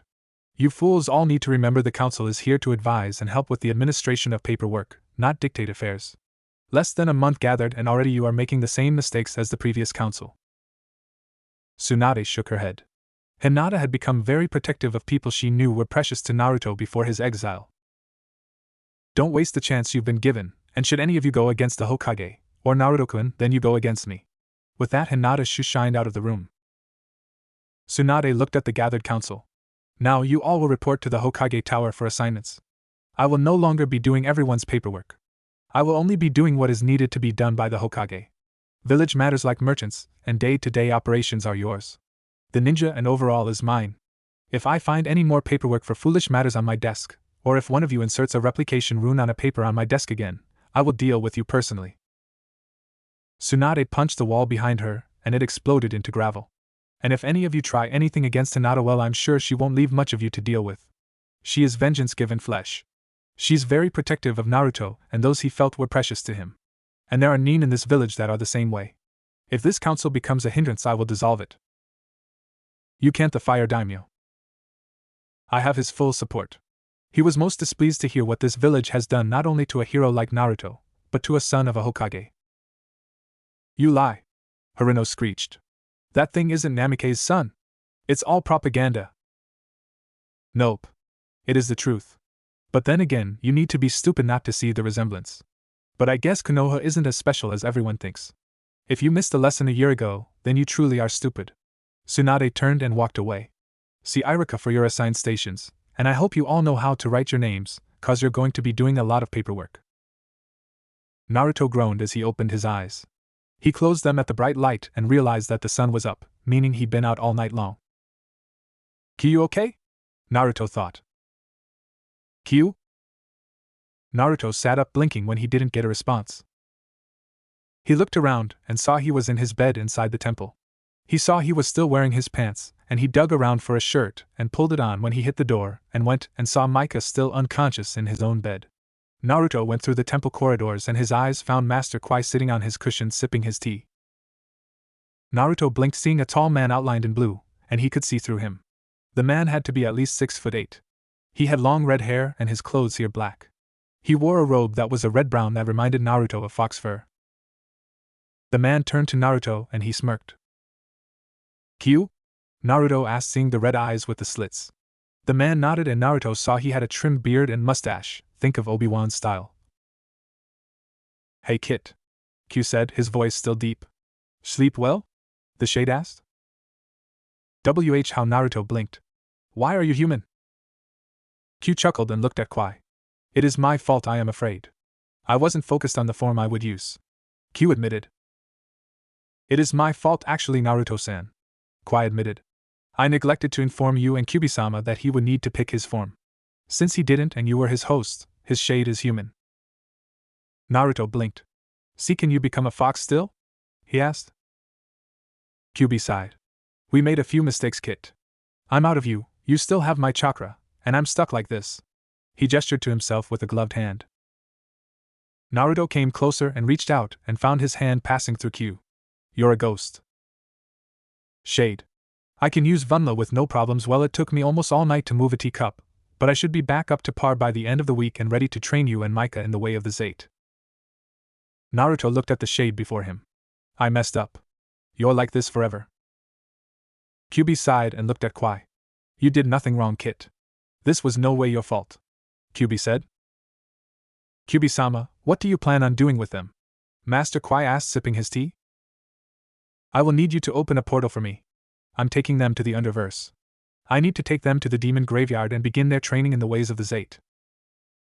"How will you return?" Kwai asked, a hint of concern in his voice for the two boys he'd come to care for over the last 17 months. "I know people on the other side. A few owe me. When it's time, we shall return." Kyubi looked at Naruto. "We'll leave at the end of the week, Kit. Rest up. Once we cross over, your training begins again, and our dynamic will change once again." What do you mean, Kyu?" Naruto asked. "You and Mikomaru will be my apprentices, or Baidi in the old tongue. In turn, you will call me master." Naruto frowned at that. "Don't give me that look, Kit. Senpai, sensei, master are all forms of respect.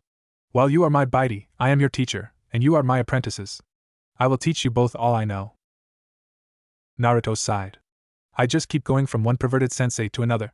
Kakashi, Ebisu, Jiraiya, Master Kwai, and now Master Q." He looks up at the ceiling. "Do you hate me for some reason, Kami?"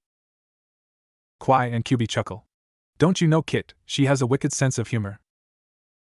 Mikomaru woke hours later and was introduced to Master Q, as he was to be called. "How are we to move about here with you, sensei?" Mika asked as they ate breakfast. "When we come back, I should be able to turn invisible. It's just taking me time to reconnect to the Vunla," Q said as he watched a pair of boys demolish a meal that should have fed a dozen people. Q swore he would explain about Satanine and Vunla once they crossed to the Underverse, as he called it. "And what is the Underverse?" Mika asked. "It is a world parallel with this one where demons and humans live side by side. It is a step down from heaven and hell, the rumors go. Not even the demon lords such as I know for certain, as we all fear to cross that barrier," Q explained as he drifted over the ground. The shade seemed more solid than the first day, but you could still see through him. "This is as solid as I can get. But my control of the Vunla has improved where I can do this," Q said, and Micah felt a light smack across the back of his head. "I can show you much. You both need to not judge by appearances. Look at me. You judge me by my lack of solidity, and yet I can toss you around. For my ally is the Vunla, and a powerful ally it is." The week passed quickly after that. Naruto and Micah packed and returned the swords to Master Kwai. "Won't you need them?" he asked, looking at Kyubi. "No, once they have gotten to a point in their training they will be making their own blades. And if they need swords in Underverse, trust me when I say that the Underverse will provide." So it was that they stood outside the Shaolin Temple as the sun was setting. 2 runes had been carved into the dirt, and Master Kwai was chanting. An orb hovered in the air before him. It pulsed with power and glowed in eerie red with sparks of green. "Remember, when we reach the other side, don't wander off. Underverse is different, and innocent-looking things can be fiends in disguise," Q warned them. "What do you mean, fiends?" Micah asked. "Heh. Well, humans and demons live in relative peace. But there are fiends or monsters that are like wild animals, and they attack the unwary or unprepared. Q said. Naruto huffed. And we're just leaving our swords here, why, Q-sama? Naruto asked. He really hated using the respectful tones to anyone, but Q said that it could cause trouble on the other side if he didn't. Naruto would have argued the point, but Micah said Master Q knew the underverse, they needed to trust him. Master Kwai finished chanting and his hands flashed through over 200 hand signs before he touched the orb hovering in front of him. A crackle of energy, and the two boys and Shade watched as a white bolt of lightning laced out and struck the first rune on the ground, and then a bolt leapt from that rune to the other one. The orb moved to hover in the air between them, and it formed a pyramid-shaped rift that seemed to shimmer like water in the air. Think similar to the Stargate portal. Q went and looked over his shoulder. See you on the other side, boys. He hovered there a moment and passed on to the other side. Micah went next. He took a deep breath and stepped in. The portal rippled with his passing and settled back to normal in seconds. Naruto looked at Master Kwai, who was sitting with his eyes closed. Goodbye, Kwaiojisen, Naruto said and stepped into the portal. It pulsed and then winked shut. The orb lowered to the ground and the runes faded from the dirt in which they'd been carved. Master Kwai sat still, his eyes closed. Good journey, Naruto-san. May fate and destiny be kinder to you in the future. And with that, Master Kwai-chan Kane, Shaolin monk and sorcerer supreme, faded away, his spirit finally finding peace. Konoha. Hinata sat atop the Hokage monument, her wide eyes looking down upon the village she'd called home since birth. In the past 17 months she'd changed and grown. Her confidence since becoming host for the Spirit of Vengeance. She'd learned its name was Jakela, and it had many lessons to teach her. Jakela had taught her to be sure of herself, how to carry herself. Jakela told her that it was neither male nor female, it just was. Hinata was the 12th host since its creation. Hinata spent days in the memories of the spirit's previous hosts, Kushina Uzumaki Kazama Namikaze. She'd learned that Kushina was Naruto's mother, that they'd used the Kazama name as a misdirection to hide that Minato was her husband, the famed yellow flash of Konoha, the Yondaime Hokage. She'd learned that the fourth would live with Kushina under an elaborate disguise jutsu that was attacked to a necklace. Hinata cried in joy when Kushina found out she was pregnant, the look on Minato's face when she told him he was going to be a father. Hinata felt her fear when the Kyuubi was announced attacking Leaf Nins. Kushina going into labor while trying to evacuate civilians. She remembered Kushina going into labor and the pain. Hinata saw Naruto for the first time as he took his first breath in the world, and a nurse taking him away. She saw Danzo enter the hospital room and inject Kushina with a poison while a masked root operative held her down. She was too weak to fight after giving birth, and Jakela howled in fury as his host was killed by someone they'd considered ally. Hinata hated Danzo with each passing moment. She'd seen the reports on Lady Tsunade's desk saying he joined up with Orochimaru and the Sound Village. Hinata thought of going and enacting vengeance, but she knew that while she might be a lot stronger, her massacre of the Hyuga clan showed that she wasn't ready for an all-out assault on Otoge.